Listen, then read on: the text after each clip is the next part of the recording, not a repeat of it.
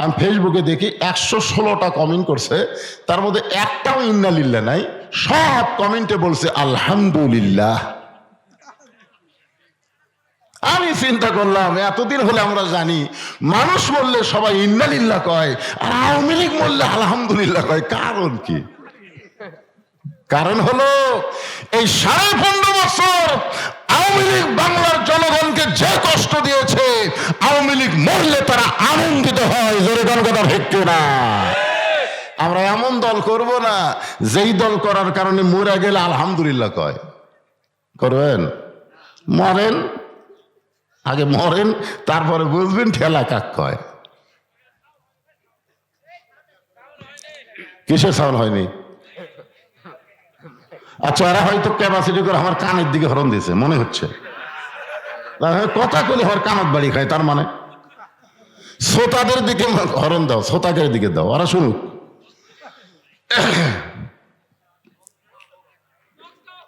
হ্যাঁ, বক্স থাকলে বক্স দাও। বক্স আছে? এখন আসেন, রাত অনেক হয়ে গেছে, একটু মনোযোগ দিয়ে শোনেন। আমাদের বাংলাদেশে যখন আল্লাহর কোরআন দিয়ে চলবে, তখন আমাদের দেশটা কেমন হবে? এ ভাই, এই মাইকালা ভাই, এ আগে জিনকা ছিল শুনকাই দে রে, আর ডিস্টার্ব করিস না, কারণ 11টা বাজে গেছে।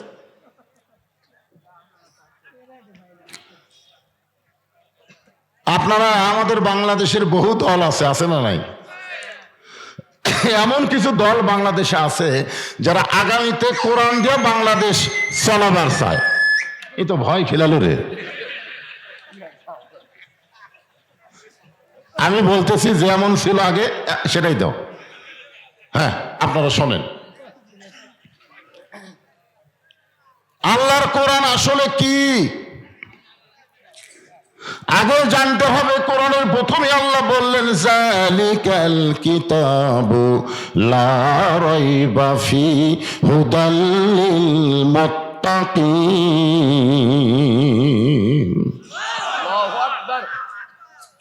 এমন একটা কিতাব আল্লাহ আমাদেরকে দিলেন, যেই কিতাবের মধ্যে কোনো সন্দেহ নাই। মুত্তাকি যারা হবে তারা কোরআন থেকে হেদায়েত পাবে। পাইকারি হারে আওয়ামী লীগ, বিএনপি, জাতীয় পার্টি, জামাত সবাই পাবে না। কোরআন থেকে হেদায়েত নিতে গেলে মুত্তাকি হওয়া লাগবে। দরিদ্র কি হওয়া লাগবে? হ্যাঁ, এই জন্যে আমরা সবাই মুত্তাকি হতে চাই। মুত্তাকি হবার গেলে 1 নম্বর গুণ হলো আল্লাযীনা ইউমিনুনা বিল গায়ব। অদৃশ্যের প্রতি বিশ্বাস স্থাপন করা লাগবে। আমরা আল্লাহ দেখছি নাকি? দেখছেন? আসরের নামাজ পড়ে জমি ধান দেখতে গেছে, যা দেখে ওপর জমির পানি চলমল করতেছে, নিচে ওর জমির পানি নাই। ওপর জমির পানি এত, নিচে আমার জমির পানি নাই, কি করি? তখন চারিদিকে তাকাতে হয়, তাকে দেখে কেউ নাই, আস্তে করে বসে আল কাটা দিচ্ছে। আল কাটা দিয়ে ওই পানি দিয়ে হাত ধোছে, ধুইয়া চারিদিকে তাকায় বলতেছে আলহামদুলিল্লাহ, কেউ দেখেনি। আপনারা বলেন তো, এর অদৃশ্যের প্রতি বিশ্বাস আছে? যদি থাকতো তাহলে ওর মন কি বলতো? কেউ না দেখলেও কে দেখতেছে, আর লিখতেছে কে? লেখার কেউ নাই। তোমার 2 কান্দে 2 মোহরি, লিখিতেছেন ডায়েরি, দলিল দেখে রায় দিবে, টাকা পয়সার নাই কারবার। কিরামান কাতিবিনা ইয়ালামুনা মা তাফআলুন।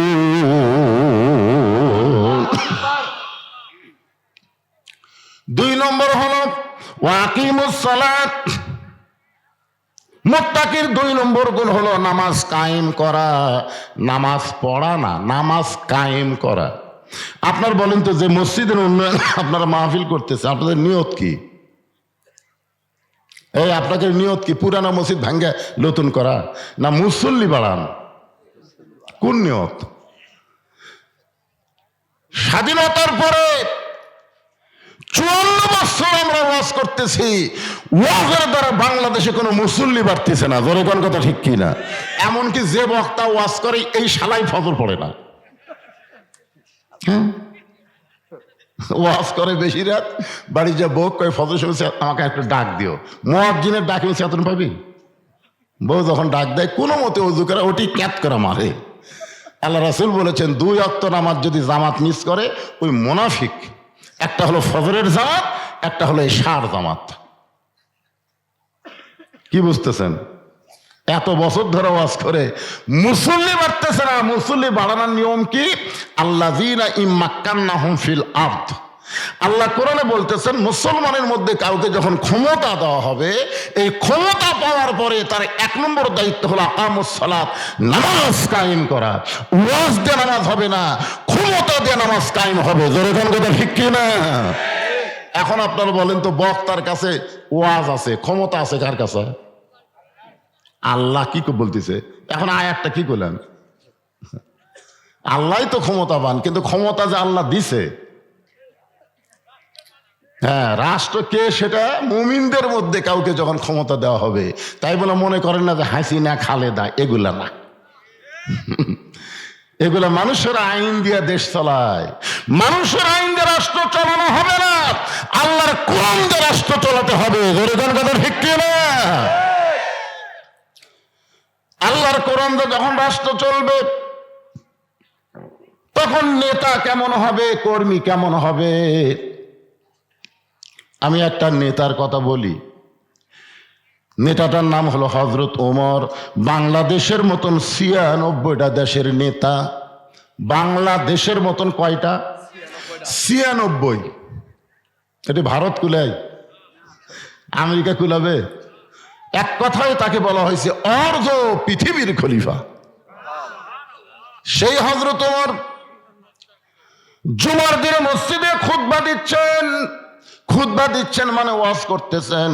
এমন সময় এক সাহাবী দাঁড়িয়ে বলতেছেন, ইয়া আমিরুল মুমিনিন, আপনার খুতবা শুনবো না, আপনার ওয়াজ শুনবো না। ওমর ফারুক বললেন, আমার অপরাধ কি?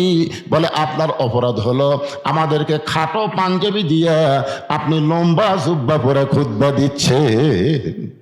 আপনার কোনো অপরাধ নাই, একটাই অপরাধ, আমাদেরকে আপনি খাটো দিলেন, আর আপনি লম্বা কোথায় পেলেন? আপনারা বলেন তো, এখন কোন এমপি যদি কেউ এরকম লোকমা দেয়, ওই বাড়ির যাবি না জেলত যাবি? আর এমপির চামচে আর পিটনে হাসপাতাল যাওয়া লাগবে। জোরে খান কথা ঠিক কিনা? একটা এমপির মুখত কথা বললে তার যদি এই অবস্থা হয় যে আপনাকে হযরত শেখ হাসিনা যাই করছিল, এই শালা কালায়ের স্বপন। জোরে খান কথা ঠিক কিনা? ওই কিন্তু সংসদে প্রথম কইছে হযরত শেখ হাসিনা। খালি একটা বার যদি আমি দেখা পাই, আর চাপা আমি ভাঙবো, কারণ আমাকে কালায়ের মধ্যে ওয়াজ করবার দেয়নি। ৩০০ এমপি এক শয়তানও বাংলাদেশে নাই। জোরে কোন কথা ঠিক কিনা? আর গুজব লীগের কতগুলো ফিডার খাওয়া চামচে এক ফিডার খায়। এই শালা চামচারা কয় নেত্রী আবার ফিরে আসবি, নেত্রী ফিরে আসবি। বাংলার জনগণ খালি আয়না ঘরের দরজা খুলে ধসে। জোরে কোন কথা ঠিক কিনা? চট করে আসবি, চট করে ঢুকবি, কোনো চান্স দেওয়া হবে না। চান্স দিলেই জনগণ পিটাই মারবি। জোরে কোন কথা ঠিক কথা বলে? আমাদেরকে আপনারা যখন ধরে নিয়ে গেছেন কোর্ট কাছারিতে, আমরাও গেছি, আমার হাতে হ্যান্ডকাপ লাগাইছে। অনেক লোক আমার সঙ্গে মুসাফা করার জন্য ব্যস্ত হয়েছে। হুজুর একটু যদি মুসাফা করতে পারতাম, আমরা তখন বলতাম হাতত বেড়ি বাজান, মুসাফা কিভাবে করবি? আর এই শালা নেতা করে ধরে যখন লিয়া যায়, সমানে জুতে মারে, ডিম মারে। যেরকম কথা ঠিক কিনা? আর মানকার বিসি বার করে দিয়েছে। মানকে বোঝেন? বিচারপতি মালিক যা আফসোস করে বলতেছে, আমি সাইদিকে ফাঁসির রায় দিলাম, অথচ ফাঁসির কার্যকর হলো না। শালা মানকে কত বড় শয়তান, আর বিসি একটা নাই। কি বুঝতেছেন? যেভাবে পুলিশ লিয়া যায়, তারপরও হাসান হক ইনুকে মার দেখছেন? হাসান ইনুক মার দেখছেন? যখন লিয়ে যাচ্ছে এক লোক কোত্থেকে দৌড়ে আসে মারলো ঘুষি। ওরে শালা রে, সারা জীবন তুই আলেমদের বিরুদ্ধে কইছিস, এখন তোর চাপার অবস্থা কি? একটু মনোযোগ দিয়ে শুনবেন। ওমর ফারুকের চোখটা দর দর করে পানি পড়তেছে।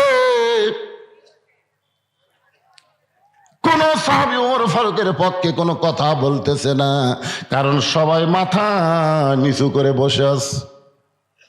ওমর ফারুকের চোখটা পানি পড়তেছে, আর মনটা খালি মুচকি মুচকি হাসতেছে। মনটা হাসার কারণ হলো আল্লাহর কোরআন দিয়ে যতদিন পৃথিবী চলবে ততদিন নেতা যদি ভুল করে সাধারণ মানুষ পর্যন্ত তার লোকমা দিবার পারবে। সুবহানাল্লাহ না কেন? আল্লাহর কোরআন দিয়ে যখন বাংলাদেশ চলবে, যদি নেতারা ভুল করে সাধারণ মানুষ তার লোকমা দিবে। মসজিদ আল্লাহর ঘর, এর মধ্যে ইমাম মানে নেতা যদি 4 রাকাত আসরের 3 রাকাতে বসে, 2 রাকাতে বসা লাগবে, 4 রাকাতে বসা লাগবে, কিন্তু হুজুর টাইটেল পাস দাওরা পাস একদিন 3 রাকাত বসিছে। এমন সময় এক ভ্যানালা, ওই আবার রাকাত বোঝে, কখন বসা লাগে এরা বোঝে। ওই কে রে 2 রাকাতে বসে, 4 রাকাত বসে, 3 রাকাত হুজুর বসলো, এই মনে করে আল্লাহু আকবার। ইমাম বলতেছে 41 সালের আগে উঠবো না, তুই যতই লোকমা দে আমি উঠবো না। এই মনে করে ইমাম যদি বসাই থাকে, আপনারা বলেন তো মুসল্লিরা কার পক্ষে হবে? নেতার পক্ষে হবে না ভ্যানালার পক্ষে হবে? কেন হবে? কারণ মসজিদে কারো বাপের আইন চলে না, মসজিদ আল্লাহর আইন চলে। আল্লাহর হুকুম নবীর তরিকা মোতাবেক যদি ইমাম নামাজ পড়ায়, আমরা তোমাকে নেতা মানবো। তুমি ইচ্ছা মতো তরিকা তৈরি করলে তোমাকে লোকমা দিব, লোকমা গ্রহণ না করলে তোমাকে বাদ দিয়ে নতুন একটা নেতা নিয়োগ দিব। জোরে কোন কথা ঠিক কি না? মসজিদে আইন চলে কার? ওই আইনটাই বাংলাদেশে চলবে যখন আল্লাহর কোরআন দিয়ে আমরা চলবো। তখন আমরা বিশ্বাস করব মসজিদ শুধু আল্লাহর না, গোটা বাংলাদেশও আল্লাহর। তাবারাকাল্লাযী বিয়াদিহিল মুলকু ওয়া হুয়া আলা কুল্লি শাইইন কাদির। এমন সময় আব্দুল্লাহ ইবনে ওমর 6 লক্ষ হাদিসের হাফেজ, সুবহানাল্লাহ কন্যা। নেতা যেরকম বেটা কি পাটা, এখনকার অধিকাংশ নেতার বেটা হলো পাটা। এখন কি একেবারে কথা কর না কেন? এত টাকা নেতা মারিছে ভাই, ওর বেটার বেটা থাকবি ওই পাটা হয়ে যাবে। সবচাইতে বড় পাটা হলো হাসিনার পাটা। ধরে কোন কার পাটা? কার পাটা? শালা মুসলমান তো বিয়ে করার পারেনি, একটা খ্রিস্টান বিয়ে করছে পাটা। হাই রে, একটু মনোযোগ দিয়ে শুনবেন। 30 পারা কোরআনের হাফেজ, 6 লক্ষ হাদিসের হাফেজ আব্দুল্লাহ ইবনে ওমর ফারুকের সন্তান হলো 30 পারা কোরআনের হাফেজ, 6 লক্ষ হাদিসের হাফেজ। বাপের সামনে গিয়া কানতেস, রে নবীর সাহাবীরা শোনো, আমার বাবার খুতবা বন্ধ করে দিলে, বাবার জুব্বা লম্বা হওয়ার কারণে তোমাদের পাঞ্জাবি খাটো। তোমরা তাকায় দেখো তো আমার পরনে নতুন কোনো কাপড় নাই। তোমরা খাটো হলেও তো নতুন কাপড় দিছে, কিন্তু আমি আব্দুল্লাহর গায়ে নতুন কোনো কাপড় নাই। ওসমান গনি বলে, আব্দুল্লাহ আজকে জুমার দিনে সবাই নতুন কাপড় পরেছে, তুমি পুরাতন কাপড় পরলে কেন? আব্দুল্লাহ বলতেছে, আমি পুরাতন কাপড় যদি না পরতাম আমার বাবার জুব্বা লম্বা হতো না। আমি যদি আজকে পুরাতন কাপড় না পরতাম তাহলে আমার বাবার জুব্বা লম্বা হতো না। রে নবীর সাহাবীরা তোমরা শোনো, যেদিন থেকে আমার বাবাকে খলিফার দায়িত্ব দেওয়া হয়েছে সেদিন থেকে দুনিয়ার সবাই ঘুম পাড়ে, কিন্তু আমার বাবার চোখে ঘুম না। কি দায়িত্ব! বাংলাদেশে যত জেলা, 64 জেলা জামাতের আমির হয়েছে, আপনারা কোন তো কোনো গন্ডগোল হসা? এই যে 450-500 উপজেলা, এই যে উপজেলার জামাতের আমির হসে, কোন জায়গার দলাদলি হসে? কারণ জানে বিশাল দায়িত্ব বাবা, যার উপর দিছে উই লিয়ে থাক, আমার নেওয়ার দরকার নাই। ঠেলা আছে রে, ঠেলা আছে। অন্য দলের নেতাকে রে পাওয়া আর এই দলের নেতাকে দেওয়া, জোরে কোন কথা ঠিক কিনা? বোঝা লাগবে তো।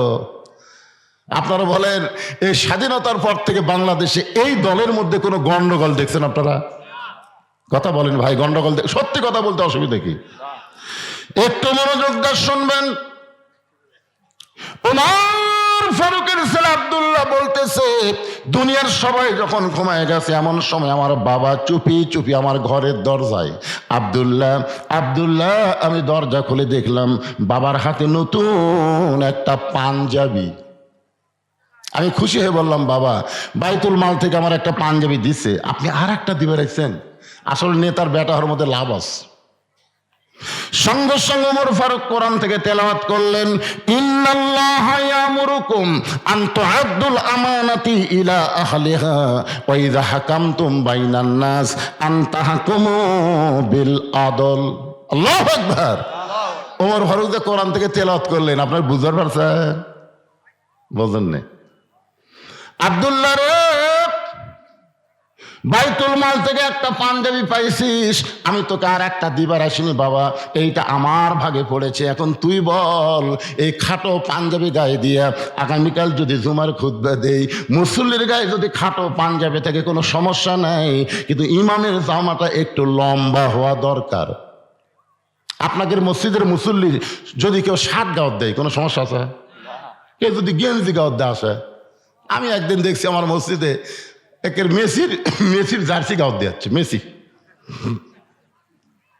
আমি কইলাম, খেরে বাদান, আজকে জুমার দিন, তোমার কি পাঞ্জাবি নাই, গেঞ্জি নাই? আছে হুজুর, তুই মেসির জার্সি গাওয়াত দিছে। বুঝতেছেন না হুজুর, টাইম পাইনি, গাওয়াত আছিল, চলে এসে।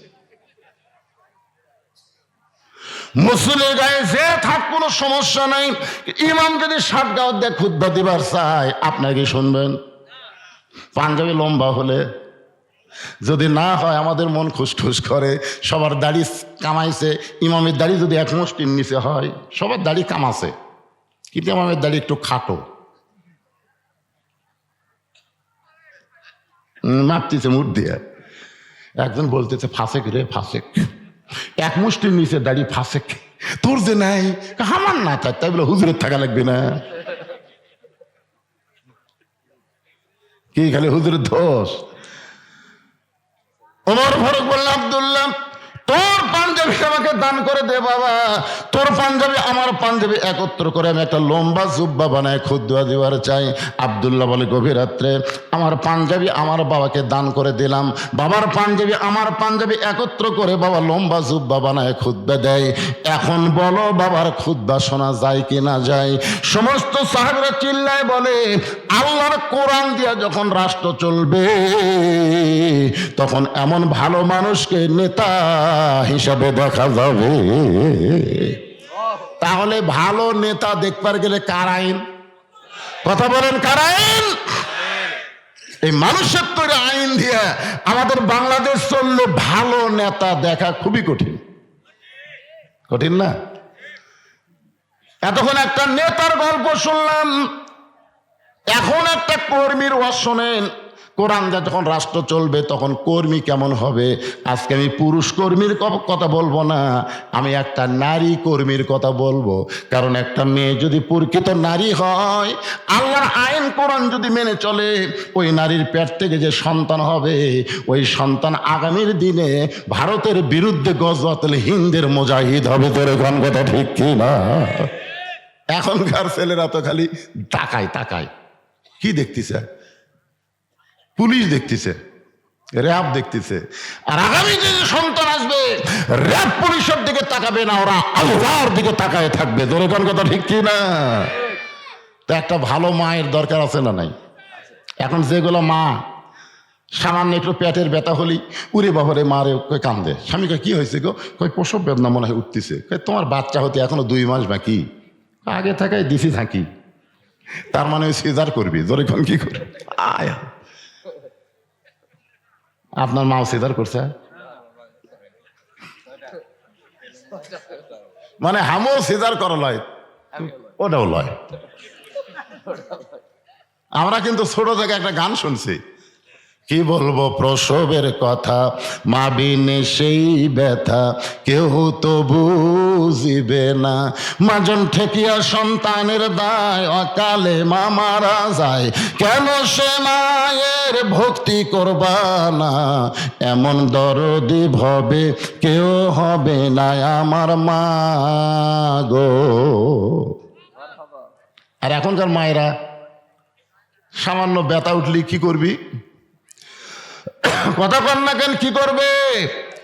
সিজার করার বাচ্চারা কোনোদিন ভালো বাচ্চা হয় না, কারণ জন্মের আগেই এদের জন্ম হয়, জন্মের আগেই জন্ম। নর্মালি বাচ্চা হবে 2 দিন পর। জোরে কোন কয়দিন? 2 দিন পর সময় হলে ওই বাচ্চার ভিতর থাকবি, কারণ ওরা আসার সময় হচ্ছে আর ভিতর থাকবি, ওই সাড়া দিয়ে হোক বার হয়ে আসবি। কিন্তু যখন ঘুম পাড়তেছে তখনই ডাক্তারের কাছে গেছে, ডাক্তার বলতেছে নড়াচড়া করতেছে না, পানি টানি শুকে গেছে, কি করবেন ভাই, একটু কাঠ হয়েও আছে। তখন ছেলের সন্তানের বাপ বলতেছে, না আমার কলজার টুকরা বউকে আমি বিপদের মধ্যে ফালাবো না, কাটেন। সে কাটা দেখে ওই ঘুমের মধ্যে আছে। আর এক ডাক্তারকে ডাক দেখায়, ভাই পেট তো কাটনো রে, ই তো ঘুম পাড়তেছে, পাও ধরে বের কর, পেট কাটা পাও ধরে বের করে এইরকম একটা ঘুরেন দেয়, সঙ্গে সঙ্গে ওই বাচ্চার মাথার ঝাঁকি লেগে করে কান্দা ওঠে। এই যে মাথার ঝাঁকি খেলো, এই ঝাঁকি খাওয়ার কারণে ওই মোবাইল ছাড়া ভাত খায় না, মোবাইল ছাড়ার কান্না থামে না। জোরে কোন কথা ঠিক কিনা?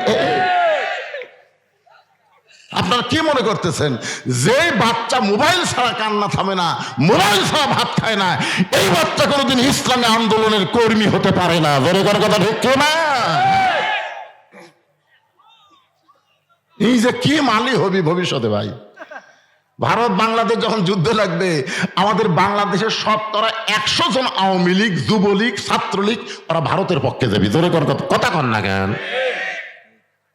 কারণ আল্লামা সাইদি হুজুর কি বলেছে, এমন একটা দিন আসবে গাছের গোড়া নাড়া দিবে আর দিল্লির মামু বাড়ি গিয়ে পড়বে। জোরে কথা ঠিক কিনা? কারণ এই দলের মামু বাড়ি হলো দিল্লি। বুঝতে পারতেছেন না? হ্যাঁ, আল্লাহ রাসূল বলেছেন গজওয়াতুল হিন্দ, এমন একটা মুসলমানের যুদ্ধ হবে, সেই যুদ্ধে হিন্দু আর মুসলমানের যুদ্ধ চলবে, ওই যুদ্ধে মুসলমানের জীবন যাবে কিন্তু মুসলমান পরাজিত হবে না। জোরে কান সুবহানাল্লাহ। আমাদের সামনে সেই দিন আসতেছে ভাইজান। আমি পরশুদিন বলেছি, ওয়াজটা আমার ফেসবুকেও গেছে, ইউটিউবে গেছে। আমি ডক্টর ইউনুসকে বলেছি যে যাদের বয়স 20 থেকে 30 তাদেরকে 3 মাসের ট্রেনিং দেন, আর্মির ট্রেনিং দেন। সেই সমস্ত যুবকদেরকে নিয়ে এসে 3 মাস আর্মির ট্রেনিং দিয়ে ছেড়ে দেন। আমাদের হাতে ট্রেনিং থাকলে লাঠি দিয়া ঝাঁটা দিয়া ওই শালা মারওয়ানের বাচ্চাদের আমরা সাইজ করবো। জোরে কথা বলেন। আমার এই ওয়াজ শোনার পরে অনেক ভারতের লোকরা চিন্তা করতেছে, না রে কি মনে করতেছেন? আল্লাহর বান্দার একটু মনোযোগ দিয়ে শুনবেন। কোরআন যারা এমন হবে আপনারা বুঝতে পারলেন এখন কর্মী কেমন হবে। আমি একটা নারী কর্মীর বলার পিছনে কারণ হলো আমার অনেকগুলো মা বোনেরা পর্দার মধ্যে বসে আছে। জোরে কোন ঠিক কিনা? একটু মনোযোগ দিয়ে শুনবেন। আব্দুল কাদের জিলানী রহমতুল্লাহ আলাইহি জান্নাতুল বাকি জিয়ারত করতেছেন। মদিনার সবচাইতে বড় গোরস্থানকে বলা হয় জান্নাতুল বাকি। হজ করছেন কোন সালে বলেন? 17 সালে আমার বাপ জানা হজ করছে। আমি গেছিলাম 11 সালে। রাসূলুল্লাহ পাশে সবচাইতে বড় গোরস্থান, তার নাম হলো জান্নাতুল বাকি। যে জান্নাতুল বাকির মধ্যে কম পক্ষে 10,000 সাহাবী ঘুম পাড়তেছে। সুবহানাল্লাহ, জোরে কর না কেন? 10,000 সাহাবী। আমাদের বাংলাদেশে ঘোড়া সার মাজার, লেদা সার মাজার। তা আমি চিন্তা করলাম যে এই লেদা শাকে তো বলছে যে হুজুর আল্লাহর ওলি যে ঘোড়ার চড়ে যাচ্ছিল ওই ঘোড়া এটি লাগিয়েছে, এই লাতকে সুন্দর করে ঢাকা দিছে। অলির ঘোড়ার লাত, এর নাম হচ্ছে লেদা শাক। আর 1-2 কিলো গেলে দেখবেন ঘোড়া শাক, মানে ওই ঘোড়া যেটি মরিছে পুঁতে থসে ওটা হচ্ছে ঘোড়া শাক। হাইরে বাংলাদেশ, যে দেশে সাহাবীদের কোনো কবর নাই, ভণ্ডদের কবরকে আল্লাহর ওলি বানাইছে। জোরে কোন কথা ঠিক কি না ভাইজান? 10,000 সাহাবী ঘুম পাড়তেছে, ওই জান্নাতুল বাকি জিয়ারত করতেছেন আব্দুল কাদের জিলানী রহমতুল্লাহ আলাইহি। পিছন দিক থেকে মুরিদ বলতে, হুজুর আপনি চোখ বন্ধ করলে গোটা পৃথিবীর খবর বলতে পারেন, একটু চোখ বন্ধ করে দেখেন তো এই জান্নাতুল বাকির কোন জায়গায় মা ফাতেমার কবর। হুজুর আপনি একটু দেখেন কোন জায়গায় মা ফাতেমার কবর, আপনি খালি বলে দিবেন আমরা মা ফাতেমার কবর জিয়ারত করব। আব্দুল কাদের জিলানী ছোট বাচ্চার মতন কান্না শুরু করে দিলেন। মুরিদরা বলে, হুজুর কান্দেন কেন?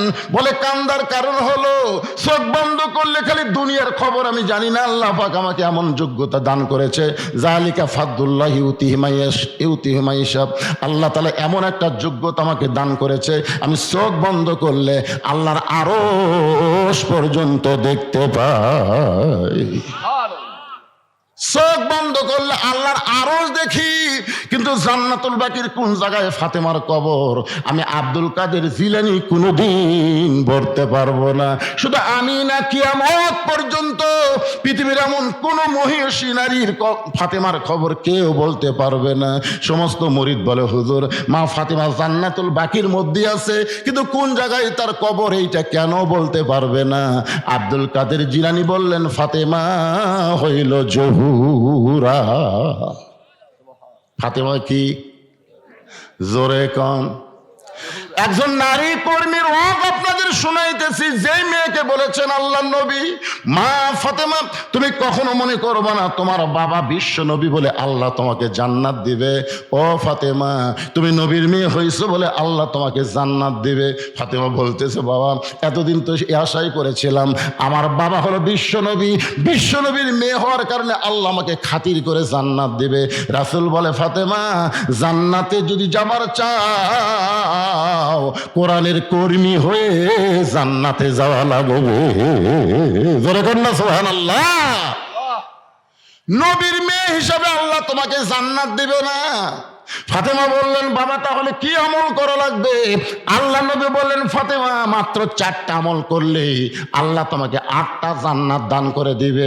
আমার মায়েরা যারা পর্দার অন্তরালে একটু মনোযোগ দিয়ে শোনেন। সমস্ত মুরিদ বলতেছে পীর সাহেবকে, আব্দুল কাদের জিলানীকে, হুজুর এই জহুরা মানে কি? আপনি তো বললেন ফাতেমা তো জহুরা, এই ফাতেমা জহুরা মানে কি? আব্দুল কাদের জিলানী বললেন, তাহলে শোনো, হযরত আলী এশার নামাজ পড়ার পরে বাড়িতে আইছে। কোন নামাজ? বাড়িতে আসার পরে দেখে ঘর সুন্দর করে সাজায় রাখছে, হাসান হোসেনকে সুন্দর করে সাজায় দিছে, এমনকি ফাতেমা সুন্দরী সাইদা গুইদা বসে আছে। হযরত আলী ঘরের মধ্যে ঢুকে আল্লাহর প্রশংসা শুরু করলেন। পুরুষ মানুষ বাহির থেকে যখন ঘরের মধ্যে আসবে, আসার পরে যদি ঘর সুন্দর দেখে, আপনি বলেন তো পুরুষের মনে শান্তি বাড়ে না কমে? জোরে বলেন, বাড়ে না কমে? পুরুষ ঘরে থাকবে না, কিন্তু মাঝে মধ্যে ঘরে আসবে, আসার পরে দেখবে ঘরটা সুন্দর, বউটাও সুন্দরী, হাসান হোসেন সুন্দর। এইটা দেখার পরে হযরত আলী যখন আল্লাহর শুকরিয়া আদায় করে, এমন সময় ফাতেমা হাসান হোসেনকে কাছে ডাকতে বলে, বাবু তোমরা 2 ভাই একটু অন্য ঘরে যাও, তোমার বাবার সঙ্গে আমার গোপন কিছু গল্প আছে। যেই ফাতেমা বলতেছে, বাবু তোমরা 2 ভাই একটু অন্য ঘরে যাও, তোমার বাবার সঙ্গে আমার গোপন কিছু গল্প আছে, হাসান মুস্কি মুস্কি হাসতেছে। হোসেন বলে, ভাইজান মা কি কইলো, আপনি কেন হাসতেছেন? তখন হাসানের বয়স হলো 5.5 বছর। জোরে কোন কয় বছর? 5.5 বছরের বাচ্চা বুঝবার পারছে মা সুন্দরী সাইদা গুইদা বসে আছে, আর বাবা যখন ঘরের মধ্যে ঢুকলো, আমাদেরকে যখন অন্য ঘরে পাঠাচ্ছে, তাহলে বুঝতে হবে এই মুহূর্তে বাপ আর মা প্রেম নিবেদন করবে। জোরে কোন কি করবে? আল্লাহ রাসূল বলেছেন, রে দুনিয়ার পুরুষরা শোনো, তোমাদের সন্তান যদি 3-4 বছর বয়সের হয়, ওই সন্তান ঘরের মধ্যে যদি চেতন থাকে, সন্তান চেতন থাকা অবস্থায় তোমার বউকে তুমি আদর করতে পারবা না। কারণ 2-3 বছরের সন্তান বুঝবার পারে, দেখবার পারে। তুমি যদি সন্তানের সামনে বউকে আদর করো, সন্তান বাইরে গিয়ে বলতে পারে আমার বাবা মাকে চাইবা ধরছিল। এজন্য সন্তানের সামনে নিজের হালাল বউকেও আদর করার সুযোগ কখন থেকে? যখন সন্তানের বয়স 2 বছর পার হয়ে যাবে। কারণ 2 বছর বাচ্চার আগে সন্তানের মেমোরি থাকে না, ধারণ ক্ষমতা থাকে না।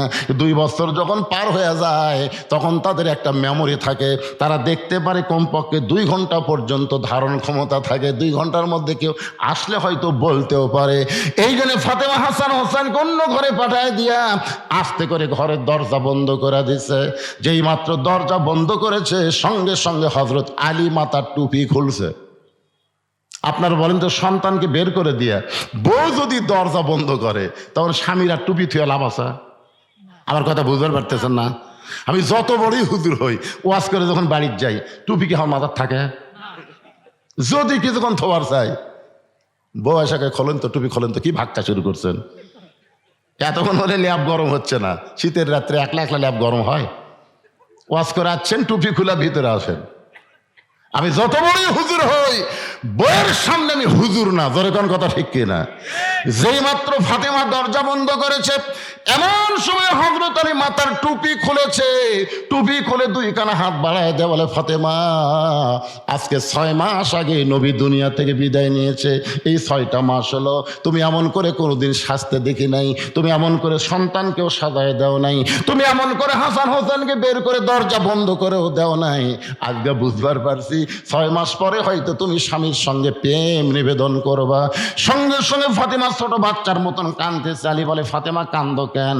ফাতেমা দৌড়ে এসে স্বামীর বুকের মধ্যে মাথা ঢোকায় বলে, স্বামী গো, আর কোনোদিন ঘর সাজাবার পারবো না, আর কোনোদিন সন্তানকে সাজাই দিবার পারবো না, আর কোনোদিন সাইজা গইজা আপনার সামনে দাঁড়াবার পারবো না। কারণ আজকে গভীর রাত্রে ফাতেমার মৃত্যু হবে। যেই মাত্র কইছে গভীর রাত্রে ফাতেমার মৃত্যু হবে, গাছের গোড়া কাটলে গাছটা যেমন ঠাস করে পড়ে যায়, হযরত আলী তেমনি পড়ে গেলেন ঘরের মাঝায়। মা ফাতেমা মুচকি মুচকি হেসে স্বামীর মাথাটা উরাতের উপরে নিয়ে কপালে একটা চুম্বন দিয়ে বললেন, স্বামী গো, এমন করে আপনি কাঁদবেন না, কারণ আসলে যাইতে হবে। এই যুবকেরা, তোমরা সবাই একটু জবান খুলে বলো তো, আসলে? আরো জোরে কও। আজকে আমরা বাংলার মুসলমান যাওয়ার চিন্তা করি না, খালি থাকার চিন্তা করি। আপনি বলেন তো, আবু সাইদ ওই যাইয়া লাভ না থাকা লাভ? আবু সাইদের বাপ সাংবাদিককে কি বলছে? আবু সাইদ যখন বেঁচে আইছিল, 1 সন্ধ্যা ভাত পাই, 2 সন্ধ্যা পাই না। ই মরে যাওয়ার পর হায় হায় হায়, ডক্টর ইউনূস যা দিছে 14 লাখ। ধরে কোন কয় লাখ? জামাতের আমির দিছে 8 লাখ, বিএনপির ফখরুল ওই যা দিছে 7 লাখ, যাই আসতেছে লাখ লাখ লাখ লাখ। একজন কইছে আবু সাইদের বাবার 3 তলা বাড়ি বানাতো এক ব্যবসায়ী, আর 5 তলা। ওই কই মোরাই ভালো রে, বেঁচে থাকতে খাবারই পাইনি, আর মরিয়া গেলে কি হসে ভাই? আপনারা বলেন তো, আবু সাইদকে আসলেই মরছে?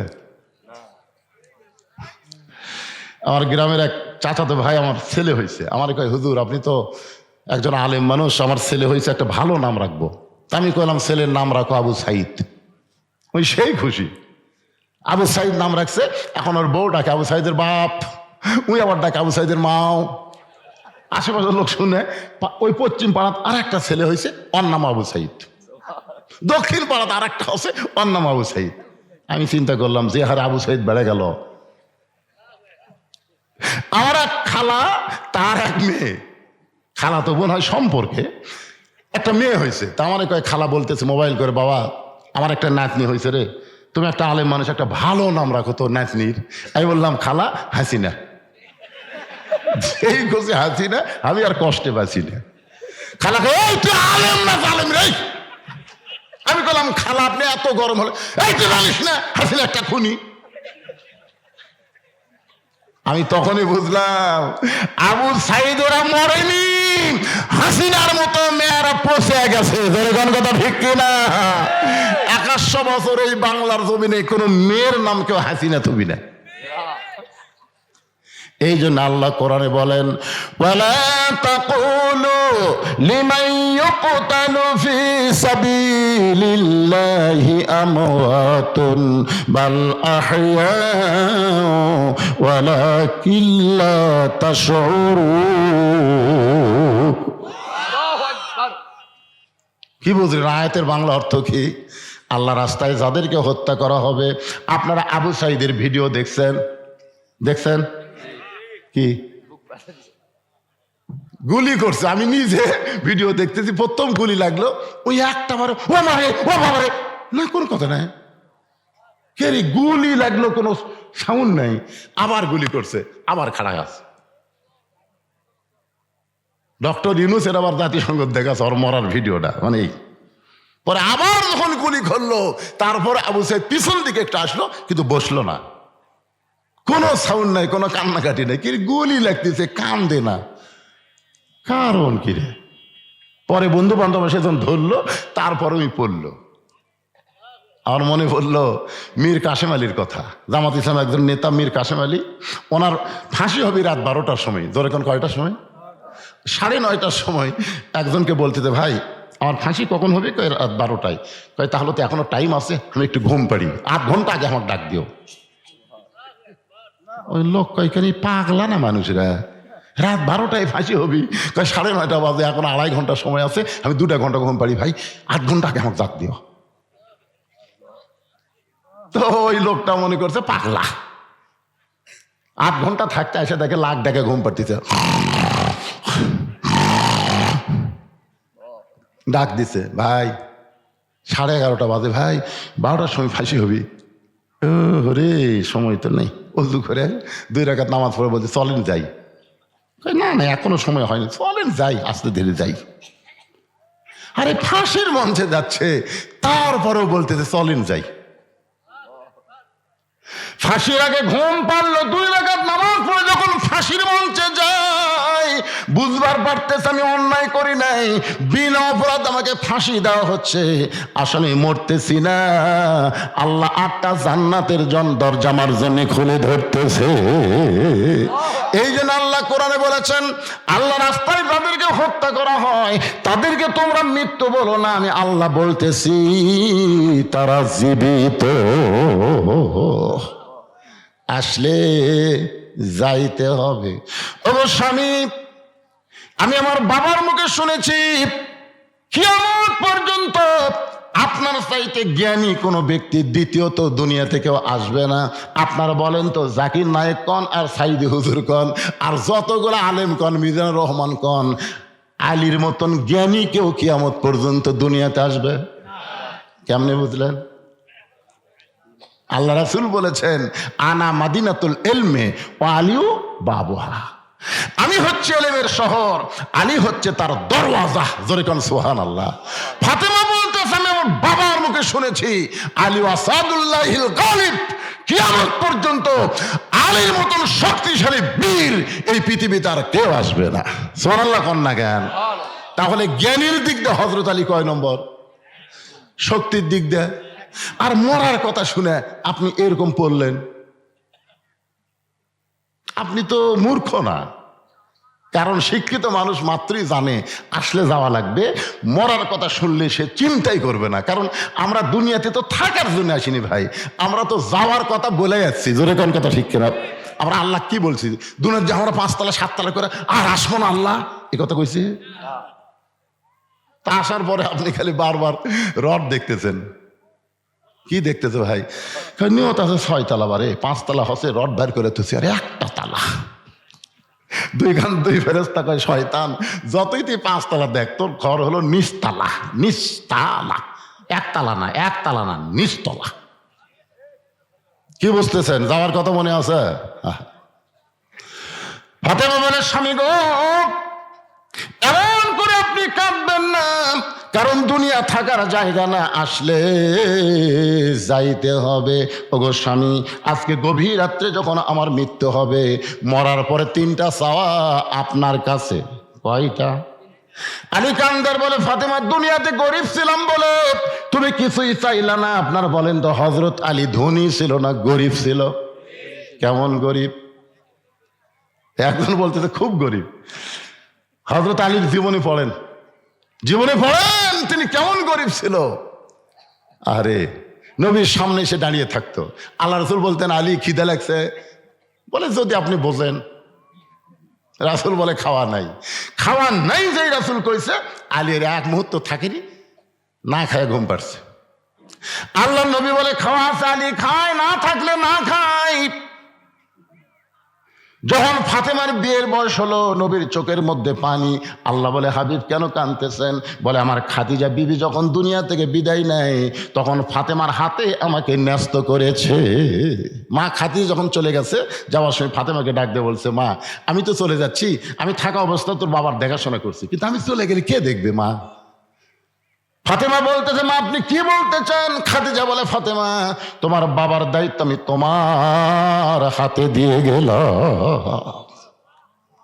আল্লাহ বলে, হাবিব আপনার যেই ফাতেমা আপনার দায়িত্ব নিয়েছে সেই ফাতেমাকে আপনি দূরে বিয়ে দিয়ে থাকতে পারবেন? নবী বলে, আল্লাহ আমার কাছে তেমন কোনো যোগ্য পাত্র তো আমি দেখি না। আল্লাহ বলে, চোখের সামনেই ঘুর ঘুর করে, চোখের সামনেই। নবী কয়, কে রে আমার চোখের সামনে কে ঘরে রে? তাকায় দেখে, মাথা তুলে দেখে আলী খাড়ায় আছে। রাসূল কয়, আল্লাহ কাল গরিব কেউ নেই রে। আমি তো বাপ হয়ে ফাতেমা তেমন কিছুই খাওয়ার পারিনি, মনে করছিলাম ভালো জায়গা দিয়ে দেবো, স্বামীর বাড়িতে খাবি, কিন্তু এই মালটা তো আমার থেকে খায়, মানে নবীর কাছে চায় খায়। নবীর একটা বলে, আল্লাহ মুখের সামনে যাকে দেখতে পাই এই গরিবের সঙ্গে বিয়ে দিতে আমি ফাতেমারে পারবো না। আল্লাহ বলে, আপনি না পারলে কি হবে, আমার বান্দা সমূহের ভিতরে আলীকে আপনার মেয়ের জন্য পছন্দ হয়েছে। এখন বলেন, আল্লাহ যদি পছন্দ করে নবী কি করবেন? নবী কি করবেন? মা ইয়ান্তিকু আনিল হাওয়া ইন হুয়া ইল্লা ওয়াহয়ুন ইউহা। ওই আলীর সঙ্গে যখন ফাতেমার বিয়ে দিবেন, নবী একটু রাগ করে ডাকলেন, আলী এই শোন তো শোন, কেন আমার মুখের সামনে সবসময় ঘুর ঘুর করিস কেন? তা আলী বলতেছে, হুজুর আপনি তো জানেন আপনার সব সময় কাছে থাকার লোক আমি, কারণ আমার বাবা আবু তালেব যখন দুনিয়া থেকে বিদায় নিয়েছে, আমার বাবা নবীর চাচার নাম কি? আবু তালেব। তখন আমার মাথা হাত দেয়, বলছে, আলী রে আলী আমি চলে যাচ্ছি বাবা, আমার এতিম ভাস্তার একটু দেখাশোনা করিস। আলী কিন্তু তখন খুবই ছোট, তারপরও বাবা আলীর হাতে নবীর দায়িত্ব দিয়ে গেছে। ধরে কোন সুবহানাল্লাহ, সুবহানাল্লাহ। ওগো আল্লাহর নবী আমি কি দূরে যাব? রাসূল বলতেছে, দূরে না তো আরো নিকটে নিব। আলী বলতে, তো হুজুর কেমনে? বলে, আমার কলিজার টুকরা ফাতেমার সঙ্গে তোকে বিয়ে দিব। নবী তাকায় দেখে আলী মাটি, এই বুড়া লোক মাটির মধ্যে দিয়া, মানে খুশির চোটে, বুঝতে। রাসূল কয়, আলী কি খবর? আমার মনের মধ্যে একটা আশা ছিল। কে পাগলা, তুই আমার চাচাতো ভাই, তোর মনের মধ্যে আশা কেমনে জাগলো? না কেন? আচ্ছা, আশা জাগানোর মালিককে? আপনাকে মনে কি আশা জাগে যে আগামীতে কিছু একটা পরিবর্তন বাংলাদেশে হবে? আশা জাগে একটা পরিবর্তন। শোনেন, আর কোন মেয়া মানুষের ক্ষমতা আমাকে বাংলাদেশে আমরা দেখ না। কথা বল না, কারণ মুজিবুর রহমান মরদ মানুষ, জিয়াউর রহমান মরদ মানুষ, এরশাদ চাচা মরদ মানুষ। জোরে কোন কথা ঠিক? এরপরে ভাই আমি যতবার হজ করবার গেছি শান্তি নাই। ওই দাম্মা মতো হজ করবার গেছি, রিয়াদে গেছি, আল কাসেমে গেছি, অনেকে। আমি কি বারে মেয়া মানুষ, আপনাকে প্রধানমন্ত্রী, আপনার মরদ। তো সামনে নিয়ত করছি আর কোন মেয়া মানুষ যেন না হয়, মরদ মানুষ যেন আমাদের দেশের প্রধান হয়। জোরে কোন কথা ঠিক কিনা? এ কথা আমার না আল্লাহর। আল্লাহ কোরআনে বলেন, আর রিজালু কাওয়ামুনা আলান নিসা, পুরুষেরা নারীদের উপরে থাকবে। রাসূল বলেছেন, মা তারাকতু বাদি আলা উম্মতি ফিতনাতুন আদাররাল রাসূলু মিনান নিসাই, রাওয়াহুল বুখারী কিতাবুল ফিতান।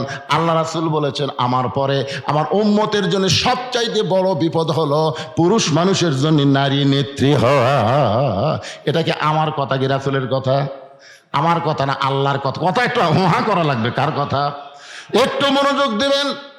ফাতেমা বলে, স্বামী গো, আমি দুনিয়া থেকে বিদায় নেওয়ার পর আমার 3টা চাওয়া আপনাকে পুরা করা লাগবে।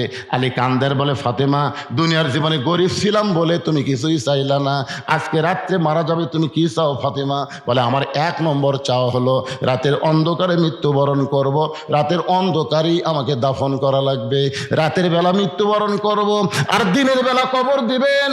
ফাতেমার কবর কেউ দেখলে ফাতেমার পর্দার খিলাফ হয়ে যাবে, এই জন্য রাতের বেলায় আমাকে কবর দিবেন। আমার 2 নম্বর চাওয়া হলো আমার কোনো জানাজার ব্যবস্থা আপনি করবেন না, আমার কোনো জানাজার ব্যবস্থা করবেন না। আলী কান্দের বলে, ফাতেমা তুমি নবীর কলিজার টুকরা, তোমার জানাজায় হাজার হাজার মানুষ দোয়া করবে, তুমি কি দোয়া চাও না? ফাতেমা বলতে, স্বামী গো, হাজার হাজার মানুষ যদি বলে ফাতেমা ভালো, আর আপনি যদি বলেন ভালো না, ওই হাজার মানুষের দোয়া দেওয়া ফাতেমার কোনো লাভ হবে না। আর দুনিয়ার তামাম মানুষ যদি বলে ফাতেমা খারাপ, খারাপ। আর আপনি যদি বলেন আমার বউ ফাতেমা ভালো, এক স্বামীর সার্টিফিকেটে ফাতেমার জন্য আল্লাহ 8টা জান্নাতের দরজা খুলে দিল। এখন হলো বউ ভালো হওয়া লাগবে কার কাছে? আমার কথা কি আপনার শুনবার পাচ্ছেন? এলোমেলো ভাব কেন? এর আবার কি দিলে রে বাবা?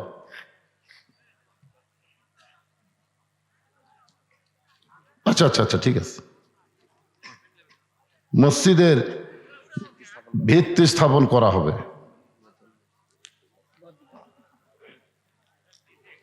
না না না, অসুবিধা নেই। আপনারা যদি টাকা না দেন মসজিদ হবেই, বিশ্বাস করেন। মসজিদ ইব্রাহিম আলাইহিস সালামের যখন বাঁচলো না, কাবাখানটা তৈরি করার পর যখন বাঁচলো, তখন বলতেছে আল্লাহ যে সামান্য যে পাথরের কুটাকুটি বাঁচলো, এটা কি করবো? ছিটা দাও। ইব্রাহিম আলাইহিস সালাম ছিটা দিল।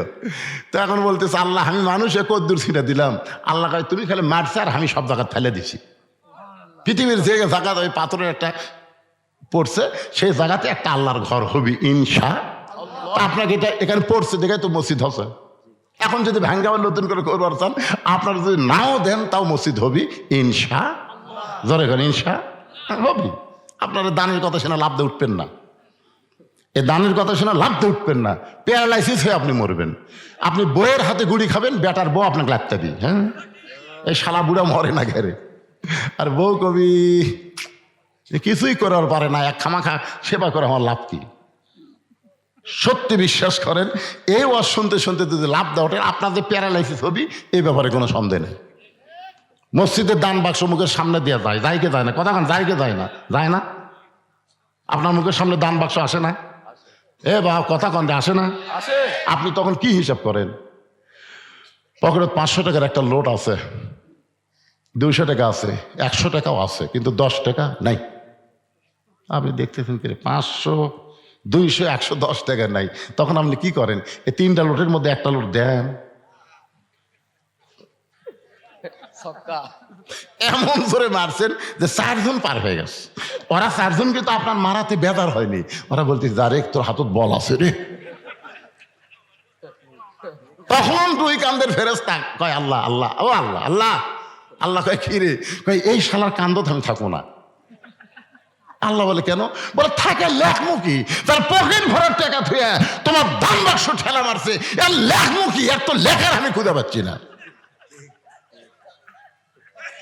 তখন আল্লাহ বলতেছে তোরা লেখ যে দান বাক্স ঠেলা মারলো, ওই দান বাক্স ঠেলা মারেনি, ওরা জীবন থেকে ওই জান্নাতক ঠেলা মারছে। তা আপনারা মসজিদের কথা শুনলে যদি লাভ দা ওঠেন, ওঠেন। ঘর কার? একটা কথা খেয়াল করবেন, এটা কোনো মানুষের ঘর না, ঘর হচ্ছে আমার আল্লাহর। জোরে বলেন ঘর কার? আরো জোরে বলেন ঘর কার?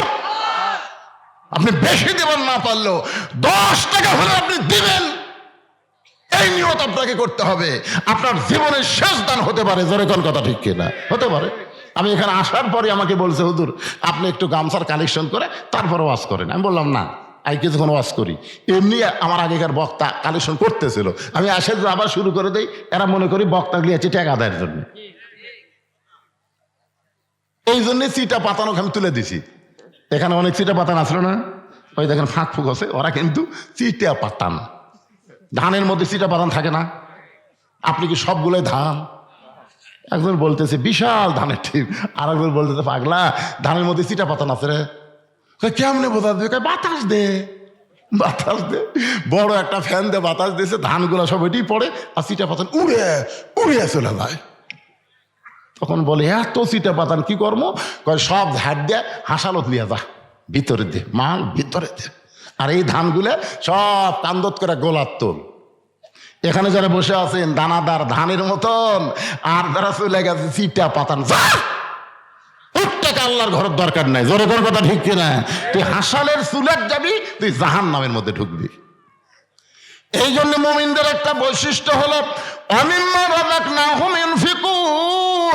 আল্লাহ দেওয়া রিজিক থেকে, সম্পদ থেকে আল্লাহ রাস্তায় দান করা। আল্লাহ কোরআনে বলেছেন ওয়ামা তুনফিকু মিন শাইইন ফি সাবিলিল্লাহি ওয়াফা ইলাইকুম ওয়া আনতুম লা তুযলামুন। এই দাড়িশন দক্ষিণ পাড়ার কারা কারা আছে হাত তোলেন তো। দাড়িশন দক্ষিণ পাড়ার কেরে ওই দুটো আবার খাড়া হয়ে পিছনে, ওরা তো বসেনি। একেবারে আপনারা দাড়ি শোনেন দক্ষিণ পাড়া কেউ নাই? নাই, আসলেই নাই। আচ্ছা, দাড়ি শোন দক্ষিণ পাড়ার বাহিরে কারা কারা আছেন তারা একটু হাত তোলেন তো, যারা বাইরে কারে। আচ্ছা, সব লোকই বাহিরের। আচ্ছা, বাহিরের যারা আছেন, আপনারা কি চাচ্ছেন যে এই দক্ষিণ পাড়ার মসজিদটা ভাঙ্গিয়া নতুন করে আবার মসজিদ হোক? এটাকে আপনারা চান? কারণ পৃথিবীর যেখানে আল্লাহর ঘর থাক, ঘর কার? আপনার পাড়া আর দাড়িশন দক্ষিণ পাড়া যেখানে আল্লাহর ঘর থাকবে বুঝবেন এটা আল্লাহরই ঘর। তো এখন গ্রামের লোক যে কেন আসলো না আল্লাহ ভালো জানে। এই ধারের যারা বসে আছে আপনারও বাহিরের, সব বাহিরের। এ বাগান এই কয়টা আবার যায় কে? এই সময় যায় কেউ? তোমরা কি মনে করতেছে আমি গেল আদায় করবো যাচ্ছি? ওয়াজ কর্ম রে পাগলারা। একজন নারী কর্মী কেমন হওয়া লাগবে? কোরআন দিয়ে যখন বাংলাদেশ চলবে, আমাদের মেয়েরা পরিমণি হবে না, ফাতেমা হবে। আজকে কোরআন থেকে দৃশ্য দেখা লাগবে। জোরে কোন কথা ঠিক কিনা? আমাদের ছেলেরা তো পরিমণি চাচ্ছে। পরিমণি হবে গামছা গাওয়ার ড্যান্স পারবি। যেদিন আল্লাহর কোরআনটা বাংলাদেশ চলবে সেদিন ভুল খেলেও আর দেখবার পাবেন না। এমন ভাবে ঢাকবি ভাই, দেখার কোনো উপায় নেই। আমি সে আলোচনায় করতেছি আলহামদুলিল্লাহ। তো এই ফাঁকে যখন এটা দিছে, আপনাদের মধ্যে এমন কোনো আল্লাহর বান্দা আছেন যারা বাইরে থাকাচ্ছেন, গামছা দেন, ভিতরে গামছা দেন। বাইরের লোককে জোর করে আদায় করা যাবে না, এরা বড় কষ্ট করে ইনোভেশন বেড়াচ্ছে। গামছা দেন, ব্যাগ দেন, যিনি যা পারে 10, 20, 50, 100 টাকা একটু যা পারবেন আল্লাহর রাস্তা আপনার দিবেন। দিবেন না ভাইজান? 5 মিনিটের মধ্যে আদায় কমপ্লিট করে তারপরে চিটা পাতার যা আছে সব চলে যাক, অসুবিধা নেই। আপনারা দানাদার হয়ে বসে থাকেন, ওয়াজ শেষ করে আমি মোনাজাত করবো ইনশাআল্লাহ। দেন এই ব্যাগলা নামিসা কেন? আদায় করার লোক গাড়ি শোন নাই। নামো বাগানের, নামো নামো। হ্যাঁ দেন, সবাই বার করেন। যার যেমন সাধ্য হয়। কেউ যদি মনে করেন জীবনের শেষ দান আর হয়তো দান করার সুযোগ আমার হবে না, 500 দেন, 1000 দেন, 100 দেন, যাই যা পারেন আল্লাহর রাস্তায় দান করবেন। আর কেউ যদি বাকি দেন, আল্লাহর মসজিদের ভিত্তি নতুন করে স্থাপন হবে। কেউ যদি মনে করে হুজুর আমার বাড়ি অন্য পাড়ায় হলে কি হবে, আমি দাড়িশন দক্ষিণ পাড়ার মসজিদে 10 বস্তা সিমেন্ট দেব, 2000 টাকা দেব, 5 বস্তা সিমেন্ট দেব, 2 বস্তা সিমেন্ট দেব, তাহলে এখানে লেখা দিবার পারবেন। এখানে কাগজ কলম আছে। হইচই না করে আপনারা কেউ সুন্দরভাবে আদায় করেন বাবা, হইচই না করে। কে? এই তো কাগজ কলম নিয়ে এসে মিন্টু, সরাবাড়ির মিন্টু। আপনার বাড়ি সরাবাড়ি? লিল্লাহে তাকবীর। সরাবাড়ির মিন্টু 1000 টাকা দান করেছে আল্লাহর ঘরে। আল্লাহ মিন্টুর দানকে আল্লাহ আপনি কবুল করেন। আল্লাহ নেক নিয়ত নেক আশা পুরা করেন। আল্লাহুম্মা আমিন। আপনাদের মনে এরকম কারো দয়া হয় যে আমরা দক্ষিণ পাড়ার দাড়িশন দক্ষিণ পাড়ার মসজিদে আমি একটা 1000 টাকা দেবো, 2 বস্তা সিমেন্ট দেবো, যদি এরকম মন কারো চায় তাহলে এখানে সে লিখে দেবার পারেন। দুনিয়ারই সম্পদ দুনিয়াতে রবে, ফকির হয়ে মানুষ কবরেতে যাবে। বাবা কান্দে, মা কান্দে কবরতে শুইয়া, দেখলি না রে দরদের বেটা একবারও আসিয়া। হ্যাঁ, সুবল 500 সরাবাড়ি থেকে সুবল 500 টাকা দান করেছে। আল্লাহ দানকে কবুল করেন। লিল্লাহে তাকবীর। আজকের মাহফিলের সম্মানিত সভাপতি রাশেদুল ইসলাম ও সহসভাপতি রাশেদুল ইসলাম 10,000 টাকা ধরে বলেন মারহাবা। এই রাশেদুল ইসলাম কোনটা? হ্যাঁ, রাশেদুল ইসলাম কে? আরে বা রাশেদুল ইসলাম কে রে? যে সভাপতি, সহসভাপতি কে এটা?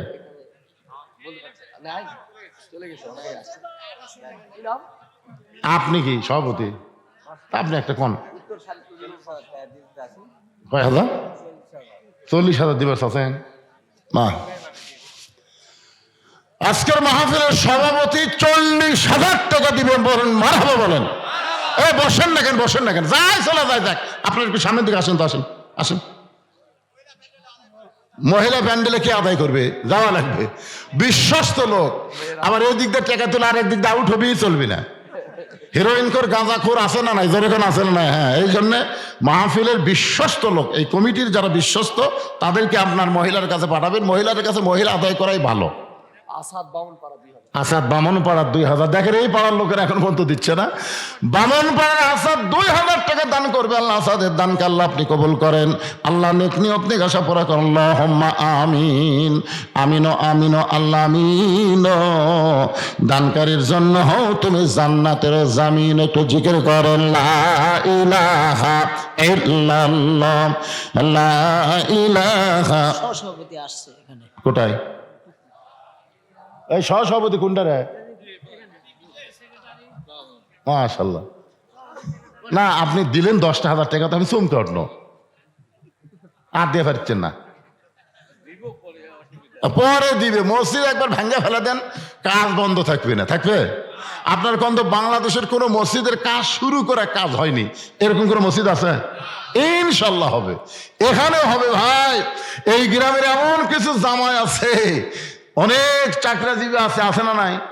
ভাঙ্গা ফেলে দেন, ভাঙ্গা আগে ফেলে দেন। আপনি মনে করেন টেকায় জমেনি, কিসের ভাঙকে? যদি মনে করে আমার ছেলের কামাই নাই, বিয়ে কেমনে করামো, ওই জীবনে ছেলে বিয়ে করা পারবি না, আমার ছেলে নষ্ট হয়ে যাবে। এই জন্যে আপনি বিবাহ করান, রেজেকের মালিককে। আপনি মসজিদ ভাঙ্গেন, তৈরি করে দেওয়ার মালিককে। আল্লাহওয়ালার মাধ্যমে আল্লাহ মসজিদ নির্মাণ করে নেবে ইনশাল্লাহ। রাসূল বলেছেন যে আল্লাহর ঘর বানায়, আল্লাহ সঙ্গে সঙ্গে তার জন্য জান্নাত একটা ঘর বানায় দেয়। ধরে কোন সুবহানাল্লাহ। কবে আপনি জান্নাতে যাবেন? এখনই আপনার নামে আল্লাহ জান্নাতে ঘর বানাবে, খালি মসজিদে দান করবেন। মসজিদের ক্যাশিয়ার কে? মসজিদের ক্যাশিয়ার এই ফাঁকাটা বন্ধ করেন না কেন? এখনই ওয়াজ শুরু হবে। পিছনে যে ভাইরা বসে আছেন, আপনারা একটু দাঁড়ায় আছেন, একটু বসেন তো ভাই। এই পিছনের ভাইরা একটু বসেন ভাই, বসেন বসেন, সবাই বসেন। এই যে এইদিকে ফাঁকা হয়ে গেল, ফাঁকা জায়গাটা সামনে চাপে আসেন না কেন? দুই জায়গা আপনার জান্নাতে সাক্ষী হবে, জানেন? আপনি আগে যে জায়গায় বসলেন ওই জায়গা হবে, আবার যে জায়গায় বসলেন ওই জায়গা সাক্ষী হবে। আর সবচাইতে বড় কথা হলো, কোরআন হলো যাবতীয় রোগের ঔষধ। আপনি উঠলেন, 1 বছরের ব্যায়াম থাকলো না, আরেকবার বসলেন, 2 বছরের ডাক্তারের কাছে যাওয়া লাগলো না। তাহলে ওটা বসার মধ্যে 2 বছর শেষ। অসুখ বিসুখ ব্যারাম বেদির দেওয়ার মালিককে, ভালো করার মালিককে। আল্লাহ কোরআনকে বলেছেন, অনুনাজ্জিলু মিনাল কুরআনি মা হুয়া শিফাউ ওয়া রাহমাতুল লিল মুমিনিন। এই কোরআনকে যাবতীয় রোগের ঔষধ হিসাবে মুমিনদের জন্য আল্লাহ নাজিল করেছেন। এই জন্য যারা পিছনে বসলেন আবার সামনে বসলেন, আল্লাহ তোমার কোরআনকে সম্মান দেওয়ার কারণে এই 2টা জায়গা তার জন্য জান্নাতের সাক্ষী বানায় দাও। জোরে করেন আল্লাহুম্মা আমিন। এদিকে একটু ফাঁকা আছে ভাই, জানার একটু লড়াচড়া করেন, দেখেন শরীরের মধ্যে ক্লান্তি দূর করে দিবে আল্লাহ। এই কোরআন দিয়ে আপনার ভিতরের ক্লান্তি সব দূর করে দিবে। আর যারা পিছনে দাঁড়ায় আছেন, এই সুযোগে আপনার একটু বসেন, কারণ দাঁড়ায় যদি সারা বছর ওয়াজ শোনেন একটা সওয়াবও পাবেন না। কারণ দাঁড়ানোর মধ্যে কোনো আদবি নেই, দাঁড়ানোর মধ্যে হলো চরম বেয়াদবি। জোরে কোন কথা ঠিক কিনা? হ্যাঁ হ্যাঁ, এই জন্যে আপনারা বসেন বসেন। এখন চলে আসি মূল আলোচনায়। ইযা আসাবাতুহুম মুসিবাতুন ক্বালু ইন্না লিল্লাহি ওয়া ইন্না ইলাইহি রাজিউন। আপনাদের মনে আছে না ভুলে গেছেন? ইজা মানে যখন, আসাবাতুহুম মুসিবা তোমাদের উপরে বিপদ আপদ মুসিবত আসবে, ক্বালু তখন তোমরা বলবা ইন্না লিল্লাহি ওয়া ইন্না ইলাইহি রাজিউন। ফাতেমা বলে, স্বামী গো, আমি মরে যাওয়ার পর আমার লাশটা খাটনিতে তুলবেন না, কারণ আমি ফাতেমা হিসাব করে দেখেছি আমার খাটনি কান্দে নিবার গেলে 4 জন পুরুষ লাগবে। ধরে কোন কয়জন? আপনারা খাটনি নেওয়ার সময় দেখেননি কয়জন পুরুষ নেয়? ফাতেমা বলতেন, হিসাব করে দেখলাম 4 জন পুরুষ কান্দে নেওয়ার মতন দুনিয়াতে আমার নাই। আমার বাবা যদি জীবিত থাকতো, মরা মেয়ের লাশের খাটনি বাবা কান্দে নিবার পারতো। আমার হাসান হোসেন যদি বড় হইতো, মায়ের লাশের খাটনি কান্দে নিবার পারতো। কিন্তু 6 মাস আগে আমার বাবা দুনিয়া থেকে বিদায় নিয়েছে। আমার হাসান হোসেন এত ছোট, মায়ের লাশের খাটনি কান্দে নিবার পারবে না। ওগো স্বামী, আপনি শুধু আমাকে কান্দে করে ওই জান্নাতুল বাকির পূর্ব কোণায় সবুজ রঙের একটা বাতি জ্বলবে, ওই বাতি বরাবর আমাকে দাফন করবেন। আপনি যদি আমাকে দাফন করতে কষ্ট পান, আমার কবর খুঁড়তে যদি আপনার কষ্ট হয়, তাহলে আপনার একান্ত বন্ধুকে বলবেন সে যেন গোপনে ফাতেমার কবরটা খনন করে দেয়। দুনিয়ার কোনো মানুষ যেন ফাতেমার কবরের খবর না পায়। হযরত আলী কাঁদতে কাঁদতে আবু যর গিফারের জানলার কাছে, আলীর বন্ধু হচ্ছেন আবু যর, ওই জানলার কাছে ছোট বাচ্চার মতন ফোফায় ফোফায় কাঁদতেছে। আবু যর গিফারি চমকে গেল, এই গভীর রাত্রে আমার জানলার কাছে কে কান্দে? দরজা খুলে বাইরে আইসা দেখি পৃথিবীর শ্রেষ্ঠ বীর হযরত আলী ছোট বাচ্চার মতন কাঁদতেছে। আবু যর গিফার বলে, আলী ভাই, জীবনে কত যুদ্ধ গেলাম আপনার সঙ্গে, কোনো যুদ্ধে আপনাকে পরাজিত হয়ে কাঁদতে দেখি নাই। হযরত আলী কোনো যুদ্ধে পরাজিত হয়নি, জোরে কান কি হয় নাই? কিন্তু আজকে আমার জানলার কাছে এমন করে কেন কাঁদতেছেন? আপনার জীবনে এমন কি যুদ্ধ, যেই যুদ্ধ পরাজিত সৈনিকের মতন আপনি কাঁদেন? আলী বলতেছেন, আবু যর, জান্নাতুল বাকির পূর্ব কোনায় গিয়ে একটা কবর কর। আবু যর গিফারি বলে, আলী ভাই, এখন পর্যন্ত দুনিয়ার কেউ মৃত্যুবরণ করে নাই, মানুষ না মরলে কেন কবর খুঁড়ব? আর দিনের বেলা কি কবর খোঁড়া যাবে না? রাতের বেলা কেন কবর খুঁড়ব? আলী বলতেছে, আবু যর, একজন পর্দানিশী গভীর রাত্রে দুনিয়া থেকে বিদায় নিবে, সেই পর্দানিশী ওসিয়ত করেছে এই রাতের বেলায় তাকে দাফন করা লাগবে। আবু যর গিফার বলে, আলী রে, সেই পর্দানিশী কে? তার কি নাম তোমার মুখস্থ নাই? আলী বলতেছে, আবু যর, 6 মাস আগে আমার হাসান হোসেন নানা হারাইছে, 6টা মাস আগে আমার হাসান হোসেন নানা হারাইছে। আজকে গভীর রাত্রে আমার কলিজার টুকরা সন্তান তাদের মা হারাবে। কয় মাস আগে নানা মারা গেছে? কয় মাস? 6টা মাস হলে নবী বিদায় নিয়েছে। হাসান হোসেন যাকে পায় তাকে কয়, আমার নানাকে দেখছে, আমার নানাকে দেখছে। প্রত্যেকটা সাহাবী যখনই বলে নানাকে দেখছে, সাথে সাথে চোখ ধরে চলে যায়। কারণ কি? রাসূল বলেছেন, আবু বকর, আমার হাসান হোসেন যতদিন আমাকে নানা নানা বলে খুঁজবে, ততদিন আমি কোন জায়গায় আছি এটা যেন তোমরা বলে না দাও। কারণ আমি হাসান হোসেনকে এত ভালোবাসি, এরা 2 ভাই যদি আমার রওজার পাশে গিয়া নানা নানা বলে চিৎকার দেয়, আমি নবী আর ঘুমায় থাকতে পারবো না, আমার ঘুম ভাঙ্গে যাবে। আপনার বলেন তো, আমাদের নবী কি মরে আছে? এই জন্য আমরা সকলেই গজল গাই, ইসলামের আলো জ্বলায়া দিয়া নবী ঘুমায়া আসেন সোনার মদিনায়। এই গজল গাইলে গুনাহ হবে? তাহলে সবাই একটু প্রাণ দিয়া মহব্বত দিয়ে সবাই একটু বলবেন, ইসলামের পতাকা উড়ায়া দিয়া নবী শুইয়া আসেন সোনার মদিনায়। আবু যর বলতে, আলী ভাই, নানা চলে গেছে 6 মাস আগে, তোমার 2টা সন্তানকে তুমি সামাল দিবার পারতেছ না।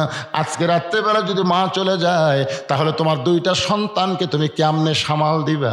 আলী বলতেছে, আবু যর, পরের কথা পরে চিন্তা করা যাবে, যা একটা কবর কর।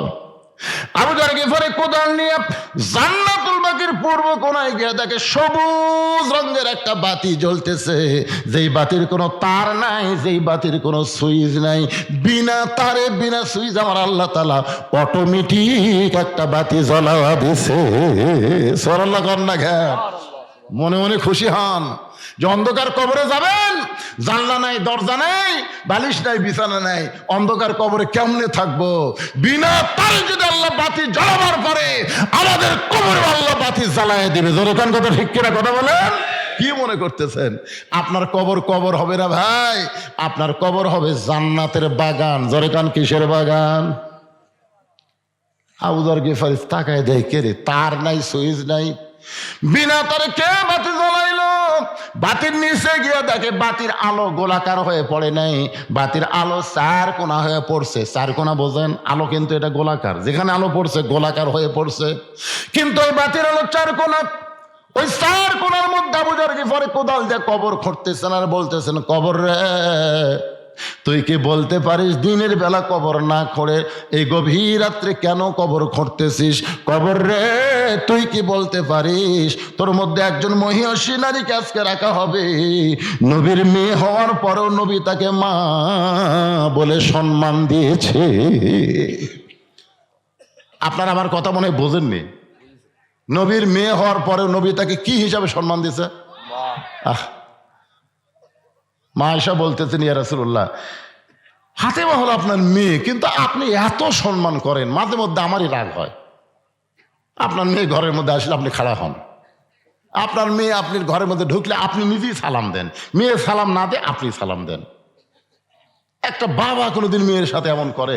আল্লাহ রাসূল বলেন, আয়েশা তুমি জানো না তো, তুমি জানো না ফাতেমা শুধু আমার মেয়ে না, ফাতেমা হলো আমার মা। জোরে কান সুবহানাল্লাহ। আয়েশা বলে, হুজুর কেমনে মা হলো? রাসূল বলে, আয়েশা তুমি কি তায়েফের খবর জানো? তুমি কি বলতে পারো তায়েফ আমার সঙ্গে কি ব্যবহার করা হয়েছিল? আয়েশা বলে, হুজুর আপনি না বললে আমি কেমনে বলতে পারবো? রাসূল বলে, আয়েশা তাহলে শোনো, আমার তায়েফের ঘটনার 1 মাস 2 মাস আগে আমার দরদের বিবি খাদিজা দুনিয়া থেকে বিদায় নিয়েছে। তায়েফের ঘটনার কয় মাস আগে? কোন ইতিহাসে লিখছে 1 মাস, কোন লিখ 2 মাস। 2 মাস আগে দরদের বিবি খাদিজা দুনিয়া থেকে বিদায় নিয়েছে। রাসূল আমার তায়েফের কাছে গেলেন কলেমার দাওয়াত নিয়ে, এত পাথরের আঘাত করছেন, গোটা দেহ রক্ত, গোটা জামা রক্তে মেখে লাল হয়ে গেছে। রাসূল যখন মক্কায় ফেরত আসলেন তখন খাদিজাও নাই, নবীর চাচা আবু তালেবও নাই, নবীকে আদর সোহাগ করার মতন কেউ নেই। মাথা নিচু করে নবী যখন ঘরের মধ্যে বসে আছে এতিম অসহায়, এমন সময় নবীর 3টা মেয়ে ঘরের মধ্যে ঢুকছে, একসাথে 3 মেয়ে। এক মেয়ের নাম হলো কুলসুমা, একটা নাম হলো রোকেয়া, আর একটা নাম হলো জয়নাব। 3 মেয়ে ঢুকে বলতেছে, বাবা আপনি তাইফে কেন গেলেন? এই কয়দিন আগে আমাদের মা মারা গেছে, আপনি তাইফে কেন গেলেন? এই তাইফ বাসীরা এত পাথর মারলো, আপনার গোটা দেহ রক্তাক্ত হয়ে গেল, এই কষ্ট আপনি কেমনে সহ্য করবেন? 3টা মেয়ে মেয়ের মতন কথা বলে যখন ঘর থেকে বাইরে যায়, রাসূল বলে, আয়েশা এমন সময় আমার মেয়ে ফাতেমা ঘরের মধ্যে ঢুকে দরজা বন্ধ করে দেয়। ফাতেমা ঘরের মধ্যে ঢুকে কি বন্ধ করে? দরজা বন্ধ করে দেয়। রাসূল বলে, ফাতেমা দরজা বন্ধ করলেন কেন?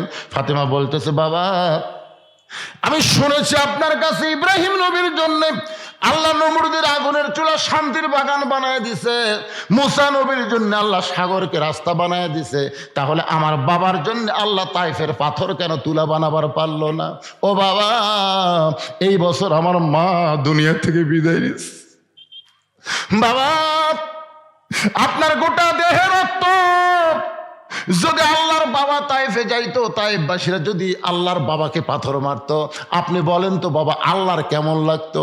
আল্লাহর বাবা নাই, এই জন্য বাবার কষ্ট আল্লাহ বুঝবার পারে না, কিন্তু ফাতেমার বাবা আছে, এই কারণে ফাতেমা বুঝবার পারছে কত কষ্ট। বাবা বাবা গো, শিশুকালে মহিলা গেছে মা, গর্ভে থাকতে মরছে পিতায় আপনি চোখে দেখলেন না, কে করিবে লালন পালন, কে দিবে সান্ত্বনা, এই দুনিয়ার বড় এতিম নবী ছিলেন একজনা। ফাতেমা ঘরের দরজা খুলে বাইরে যায়। রাসূল বলে, আয়েশা রে, আমি মনে করেছি আমার ফাতেমা পাগলি হয়ে গেছে। আমি তাকায় দেখি বারান্দার উনানে পানি গরম করতেছে, জয়তুনের তেল গরম করে আবার ঘরের মধ্যে ঢুকে দরজা বন্ধ করে দেয়। আমি বললাম, ফাতেমা তুই আবার কেন দরজা বন্ধ করলি মা? ফাতেমা বলে, বাবা সন্তান যখন বড় হবে ওই সন্তানকে গোসল করাতে গেলে দরজা খোলা রাখা চলবে না। আল্লাহ নবী বলেন, আয়েশা রে, ফাতেমা দরজা বন্ধ করে আমার মাথাখানা তার উরাতের উপরে শয়া দিয়া আমার গায়ের পাঞ্জাবি জুব্বা খুলে যত জায়গায় তাইফবাসী পাথর মারছে, যত জায়গায় রক্ত বের হয়ে গেছে, ওই নরম কাপড় পানির মধ্যে চুবড়াইয়া চুবড়াইয়া আমার গোটা দেহ পরিষ্কার করে ওই ফাতেমার নরম আঙ্গুলের মধ্যে গরম জয়তুনের তেল নিয়ে যখন ক্ষতস্থানে মালিশ করে দেয়, আয়েশা রে, আমি নবী কখন যেন ছোট বাচ্চার মতন ফাতেমার উরাতকে বালিশ বানায় ঘুমায় গেছি। ওই ঘুমের ঘরে স্বপ্নে দেখি আমার মামেনা আমার শিওরের পাশে দাঁড়ায় কাঁদতেছে। এত বছর পরে মামেনারে দেখে আমি আর নবী না আয়েশা, আমি একজন হতভাগ্য ছেলে মার হাত ধরে বললাম, মা আইসেন যখন আর আপনাকে যাবার দিব না। আমার স্বপ্নকে বাস্তব মনে করে মা আমিনার হাতটা যখন চাইপা ধরছি, এমন সময় ফাতেমা আমার কপালে চুমা খায়। ফাতেমার চোখের পানি আমার চোখের মধ্যে ঢুকে আমার ঘুমটা ভাঙ্গা যায়। আমি রাসূল বললাম, ফাতেমা এইভাবে তুই কেন কাঁদতেছিস মা? ফাতেমা বলে, বাবা আপনি মনে হয় স্বপ্ন দেখছেন বাবা। স্বপ্নে মা বলে আমার হাতটা চাইপা ধরছেন, এই যে দেখেন বাবা, এখন পর্যন্ত আমার হাতটা তো আপনি ধরে আছেন, ছাড়েন নাই। নবী কান্দার বলে, ফাতেমা রে, স্বপ্নে যদি তোর হাত মা বলে চাইপা ধরি তাহলে তুই শুনে নে, তুই শুধু আমার মেয়ে না, তোর চেহারার মধ্যে ফুটে উঠেছে আমার মা আমিনা। আবু যর গিফারি বলে, খবরদার বেয়াদবি করিস না। তোর মধ্যে এমন একজন মাকে রাখা হবে যার দুইটা সন্তান জান্নাতি যুবকদের সর্দার হবে। আপনার বলেন তো, ফাতেমার যে দুইটা সন্তান জান্নাতি যুবকদের সর্দার হবে, ইমাম সাহেবকে আপনাদের শোনাই না? শোনাই। প্রত্যেক জুমার দিন সানি খুতবায় বলে না এদিকের ইমাম, সাইদুস শাবাবে আহলুল জান্নাহ হাসান ও হুসাইন রাদিয়াল্লাহু তাআলা আনহুমা। এ যুবকের, এই তোমরাই বলো জান্নাতি যুবকদের সর্দার কে হবে, হাসান হোসাইন না মেসি নেইমার? আজকে অধিকাংশ যুবকেরা রাত 3টা পর্যন্ত মেসির খেলা দেখে, আর সালাতো খায়রুন নাম শোনার সাথে সাথে উই আর চেতন নাই। মসজিদের কালেকশন, মসজিদের উন্নয়ন, 2-4টা বুড়া মানুষ মসজিদে গিয়ে নামাজ পড়লে হবে না, যুবকদেরকে নামাজি হওয়া লাগবে। জোরে কোন কথা, ঠিক কথা বলেন? কারণ একমাত্র নামাজই পারে, একমাত্র নামাজ। ইন্না সলাতা তানহা আনিল ফাহশাই ওয়াল মুনকার, একমাত্র নামাজই পারে মানুষকে যাবতীয় খারাপি থেকে বাঁচাই দিতে। আপনার বলেন তো, বুড়ার হাতে মোবাইল না যুবকের হাতে মোবাইল? এখন এই যুবকেরা রাত্রে মনে করতেছে বাপ ঘুমাচ্ছে, মা ঘুমাচ্ছে, জানলা দরজা বন্ধ করে এখন কম্বল, শীতের দিন কম্বলের তলে নিয়ে অশ্লীল ভিডিও দেখতেছে। কি ঘুমাইছে? কে ঘুমায়নি? আর কনা ওই তো বাপ ঘুমাছে, মা ঘুমাছে, জানলা বন্ধ, দরজা বন্ধ, কে দেখবি রে? আর যদি 5 ওয়াক্ত নামাজে হয়, আপনারা বলেন তো 5 ওয়াক্ত নামাজ পড়ে এই ছেলে কোনোদিন মেসি নেইমারের সাপোর্টার আছে? কথা বলেন ভাইরে, একটু কথা বলেন। আপনার এলাকার 5 ওয়াক্ত নামাজ পড়ে এরকম কোন ছেলের গায়ে আর্জেন্টিনার জার্সি দেখছেন? না। এদের শালারা খালি ফুসকা মারে, জুমার দিনে শেষে আগে দেয়, ওই শালারাই গাওয়াত দেয়। ফুসকা ফুসকা ফাওয়াইলুল মুসাল্লিন, এরা কিন্তু নামাজে না, এরা আল্লাহর সাথে ঠাট্টাকারী। জুমার দিনে সবার আগে আসবি, সবার শেষে আসবি, সবার আগে বাইরে হয়ে যাবি। আপনাদের মসজিদের খবর কি? কার জন্য মসজিদ করবেন? 5 ওয়াক্তের জন্য না জুম্মার জন্য? আগে সিদ্ধান্ত নেন। জুম্মার নামাজ আল্লাহ নবীকে আরশে দেয়নি। জুম্মার নামাজ মদিনা রাষ্ট্র হওয়ার পরে আল্লাহ নবীকে দিয়েছে। আর 5 ওয়াক্ত নামাজ লাইলাতুল মেরাজে আল্লাহ নবীকে আরশে দিয়েছে। ধরে কেন সুবহানাল্লাহ। আপনারা বলেন, আরশে যে জিনিসটা দিল তার দাম কম না বেশি? এই জন্য বলা হয়েছে মান তারাকা সালাতু মুতাম্মিদান ফাকাত কাফারা। সাহাবারা বললে, হুজুর এটা কোন নামাজ? রাসূল বললেন, এটা 5 ওয়াক্ত নামাজের 1 ওয়াক্ত নামাজ কেউ যদি বাদ দেয় আল্লাহর সাথে সে কুফরি করলো। বাইনাল আবদি ওয়াল কুফরি তরকুস সালাত, বান্দার কাফেরের মধ্যে পৃথক করার জিনিসটার নামই হলো নামাজ। যে নামাজ পড়ে সে আল্লাহর বান্দা, যে নামাজ পড়বে না সে হলো কাফের। মসজিদের উন্নয়ন মানে কি? মসজিদ দোতলা করা। মসজিদের উন্নয়ন হলো মসজিদের আশেপাশে সমস্ত যুবককে 5 ওয়াক্ত নামাজ মসজিদে আদায় করা। মসজিদে যদি 5 ওয়াক্ত নামাজ আদায় হয়, মসজিদ কিভাবে করা লাগবে এর জন্য ভিক্ষা করা লাগবে না। প্রত্যেকটা মুসল্লি বাড়ি করার আগে মসজিদ তৈরি করবে। জোরে কোন কথা, ঠিক না? আপনারা জানেন পাকিস্তানের শহীদ আফ্রিদি, পাকিস্তানের ওই আগে 19টা মসজিদ করছে, 19টা মসজিদ আগে বানাচ্ছে, তারপরে নিজের বাড়ি করছে। আল্লাহর ঘরের গুরুত্ব বেশি না আমার পায়খানার গুরুত্ব বেশি? তোমার পায়খানা টাইলস দিয়ে কি সুন্দর করে বানালে। মসজিদের জন্য টেকা চালে এলাকার একটাও নেই, সব বাইরের লোকের আসে। এখন যে টাকা দিয়েছে চাদরের মধ্যে দুটা শর্ট কিনা ছাড়া মসজিদ করে ফেলবেন। এখন শীত আসতেছে, কার্পেট কেনা লাগবে, আপনার যে টাকা দিয়েছেন দুটা কার্পেট হবি, মসজিদ ভাঙলে বিপদ পড়বেন।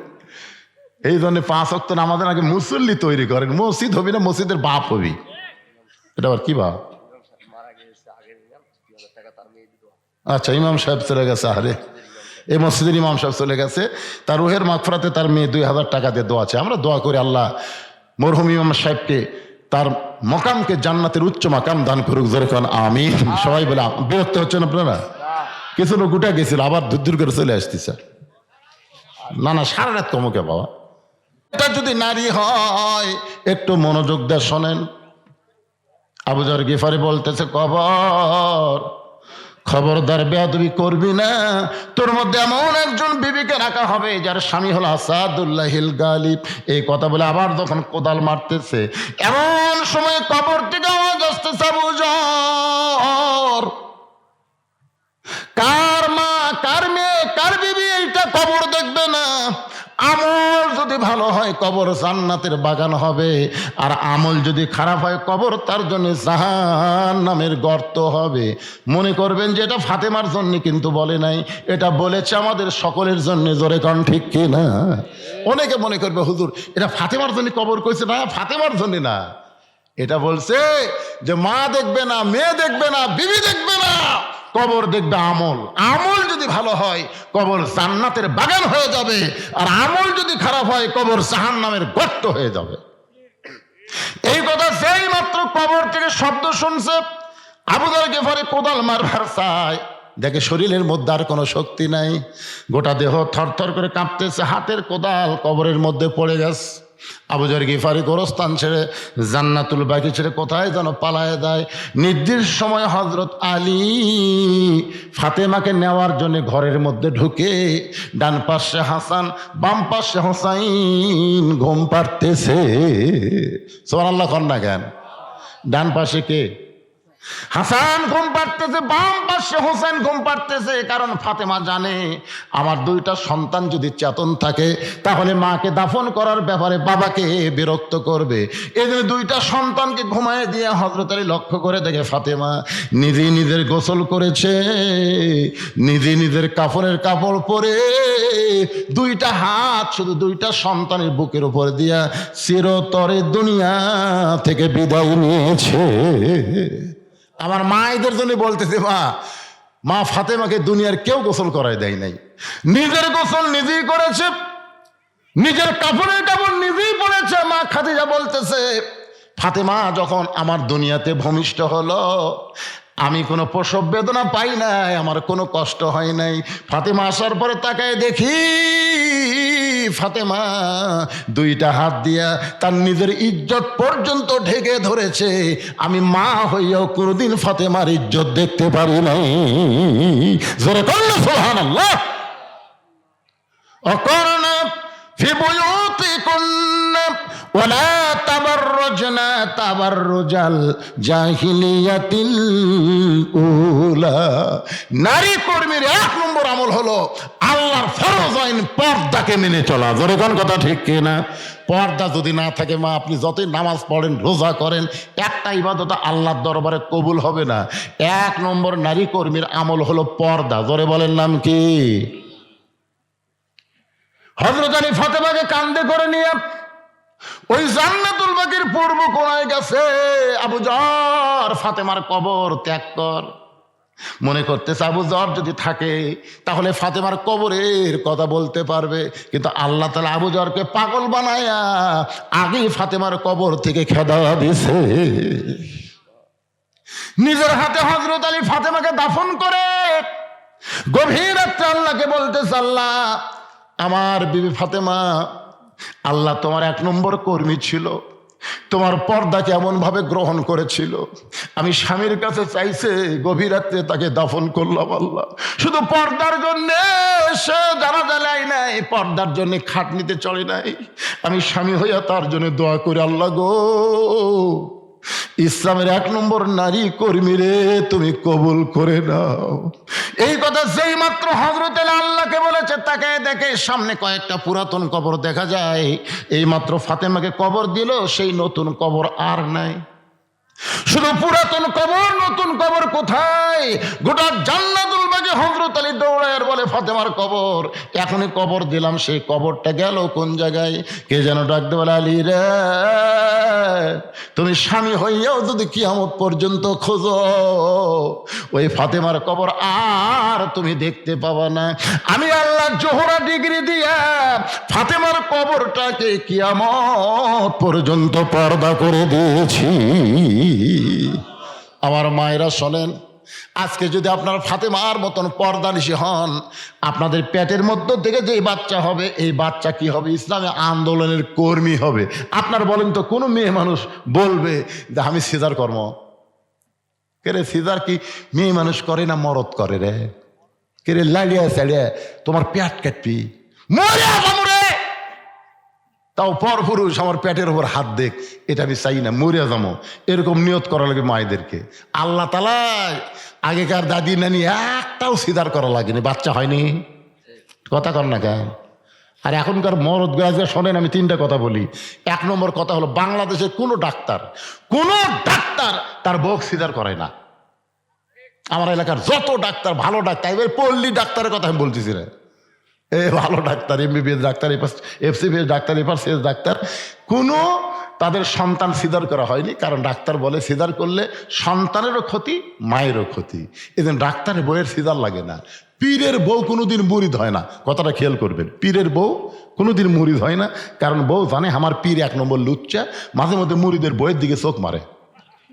আর একটা কথা শোনেন, মৌলবীর বাড়িতে কোনোদিন মিলাদ হবি না, মৌলানার বাড়িতে কিন্তু মিলাদ হয় না। এরা পরের বাড়িতে পড়ায়, নিজের বাড়িতে হয় না। তাহলে আমি কয়টা কথা বললাম? 1 নম্বর হলো ডাক্তারের বউয়ের সিজার লাগে না, 2 নম্বর পীরের বউ মুরিদ হয় না, আর মৌলবীর বাড়িতে মিলাদ লাগে না।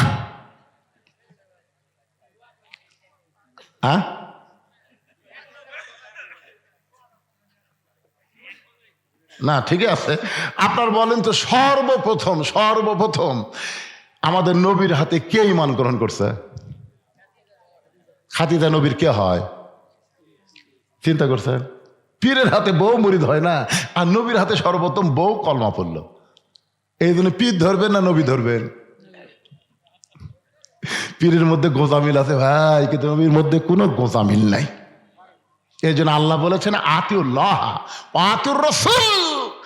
আল্লাহকে যদি পাইতে চাও, নবী ছাড়া পাওয়ার কোনো রাস্তা নাই। যেরকম কথা ঠিক কিনা? দেখেন আয়াতটা খেয়াল করেন, ও আতিউ উলিল আমরি মিনকুম, তা কিন্তু আল্লাহ বলেনি। আল্লাহ বলেছে আতিউল্লাহ আতিউর রাসূল, এরপর আল্লাহ বলেছেন উলিল আমরি মিনকুম, অউলিল আমরি মিনকুম। আল্লাহর আনুগত্য করো, নবীর অনুসরণ করো, আর তোমাদের আমিরকে মানো কতক্ষণ? যতক্ষণ তোমাদের আমির নেতা পীর নবীর তরিকার মধ্যে থাকবে। নবীর তরিকা বাদ দিয়ে পীর যদি আলাদা তরিকা বানায়, তাহলে বুঝবে ওটা ভণ্ড। জোরে কেন? ওটা কি? আরো জোরসে বলুন। এই আপনারা ইমামকে কতক্ষণ মানবেন? ইমাম যতক্ষণ নবীর তরিকা মোতাবেক নামাজ পড়ায়। ইমাম যদি 4 রাকাত 3 রাকাত করে, মানবেন?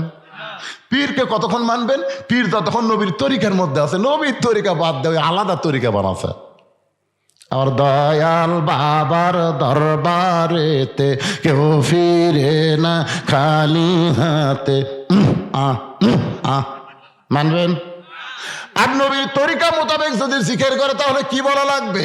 আমার দয়ার আল্লাহর দরবারেতে কেউ ফিরে না খালি হাতে। আল্লাহ আল্লাহ আল্লাহ। কোনটা করবেন, বাবা না আল্লাহ? আমাদের বাংলাদেশে এই বাবারা ইসলামী আন্দোলনের বিরোধী। ধরে কোন কথা ঠিক কিনা? সর্বশেষ কথা, ইন্না লিল্লাহি ওয়া ইন্না ইলাইহি রাজিউন। সবচাইতে বড় বিপদ, এই কোরআনের আইন বাংলাদেশে চালু হোক, এটা 3 শ্রেণীর লোক বিরুদ্ধচারণ করবে। কয় শ্রেণীর? এরা চাবে না, এরা কোনো সময় চাবে না যে বাংলাদেশ আল্লাহর কোরআন দিয়ে চলুক। আপনার দেখেন তো আপনার এলাকাতে 3 শ্রেণী আছে কিনা। 1 নম্বর হলো ফেরাউনি গোষ্ঠী। আবু জেহেলের শাসন যারা চায়, তারা কোরআনের শাসন কোনোদিনও চাবে না। জোরে কোন কথা ঠিক কিনা? এখন আপনারা দেখেন তো এরকম কেউ আছে কিনা। দুই নম্বর হলো পুঁজিপতি, যারা সুদ খায়, সুদ ভিত্তিক সমাজ চায়, তারা কোনোদিন যাকাত ভিত্তিক সমাজের পক্ষে থাকবে না। জোরেগণ ঠিক কিনা? কোরআনে আইন চালু হলে সুদকে কবর দেওয়া হবে, যাকাত দিয়ে অর্থনীতি চলবে। জোরেগণ কথা ঠিক কথা বলেন ভাই? তাহলে কয়টা গেল? আর একটা হলো ধর্ম লিয়া যারা ব্যবসা করতেছে। বাবার দরবার আছে না? নাই, ওরা কোনোদিনও চাবে না যে কোরআন দিয়ে বাংলাদেশ চলুক, কোরআন দিয়ে রাষ্ট্র চললে একটা ভণ্ডের দরবার থাকবে না। জোরেগণ কথা ঠিক কথা বলেন? এরা লাঠি লিয়া হোক, টেকা দিয়া হোক, যেভাবেই হোক, এরা আগামীতে কোরআনের বিরুদ্ধচারণ করবে। আপনার এলাকা তো আছে, দেখবেন আবু জেহেলের নেতৃত্ব যারা চায়, মুহাম্মদ সাল্লাল্লাহু আলাইহি ওয়াসাল্লামের নেতৃত্ব যারা চায় না, তারা কোনোদিন কোরআনে আইনও পাবে না। আল্লাহ পাক আজকে এই বিশাল মাহফিল যারা কষ্ট করে, খুব খাটাখাটনি করে, টপ টপ করে নেওয়ার পড়তেছে, এরপরেও আল্লাহর যে সমস্ত বান্দাদেরকে শেষ পর্যন্ত আল্লাহ কবুল করেছেন, আমি আপনাদের নিয়ে একটা মোনাজাত করব। কি লাভ দিয়ে উঠলেন কেন এই দুই তিনজন? না না না, আপনারা কি মনে করতেছেন এই মোনাজাতের দাম নাই? এটা অনেকে পছন্দ করে না। আপনারা কি সেই গ্রুপ আছেন? হ্যাঁ, না না না, মোনাজাতের নাম হলো মাথারে পাগল। মাথা যদি না থাকে, হ্যাঁ, এদের মাথা ছাড়া মজিবর, এরা জানে। ও আর শোনেননি মাথা ছাড়া মজিবর? হ্যাঁ, শেষে হবেন মাথা ছাড়া। এই জন্য আমরা সবাই মোনাজাত আর দোয়া মুখলিবাত, আমরা সবাই মোনাজাত করব। যারা কষ্ট করে মেহনত করে আজকের এই জান্নাতের বাগান লাগাইছে, আল্লাহ পাক সকলকে কবুল করুক। আস্তাগফিরুল্লাহ পড়েন, আস্তাগফিরুল্লাহ, আস্তাগফিরুল্লাহ রাব্বি মিন কুল্লি জামমি ওয়া তুবু ইলাই, লা হাওলা ওয়ালা কুওয়াতা ইল্লা বিল্লাহিল আলিয়্যিল আযীম। আল্লাহুম্মা সাল্লি আলা মুহাম্মাদ, আল্লাহুম্মা বারিক আলা মুহাম্মাদ, আল্লাহুম্মা সাল্লি আলা সাইয়্যিদিনা মুহাম্মাদ। বাজার মোনাজাত করে দিল। আল্লাহুম্মা আমিন। আল্লাহুম্মা আনতাস সালাম ওয়া মিনকাস সালাম, তাবারাকতা ইয়া যাল জালালি ওয়াল ইকরাম। আল্লাহ টপ টপ করে নিয়ত পড়তেছে। আল্লাহ তোমার বান্দারা শীতের ভিতর আরামের বাড়ি ঘুমকে বাদ দিয়া কোরআন হাদিসের মহব্বত নিয়ে এই জান্নাতের বাগানে বসে বসে কোরআন হাদিস আলোচনা শোনার শেষে আমি গুনাহগারের সঙ্গে রহমতের দরজায় ফকির হয়ে দোকানে হাত তুলেছি। আল্লাহ মেহেরবানি করে আজকের মাহফিল আমাদের সকলের হিদায়াতের জন্য, নাজাতের জন্য, জান্নাতের জন্য আল্লাহ কবুল করো। এই মাহফিলের শুরু থেকে শেষ পর্যন্ত যত আলোচনা হয়েছে, আল্লাহর মধ্যে যদি ত্রুটি হয়, ভুল হয়, মাফ করে দাও। এর যা হাদিয়া মঞ্জুর করো সোনার মদিনায়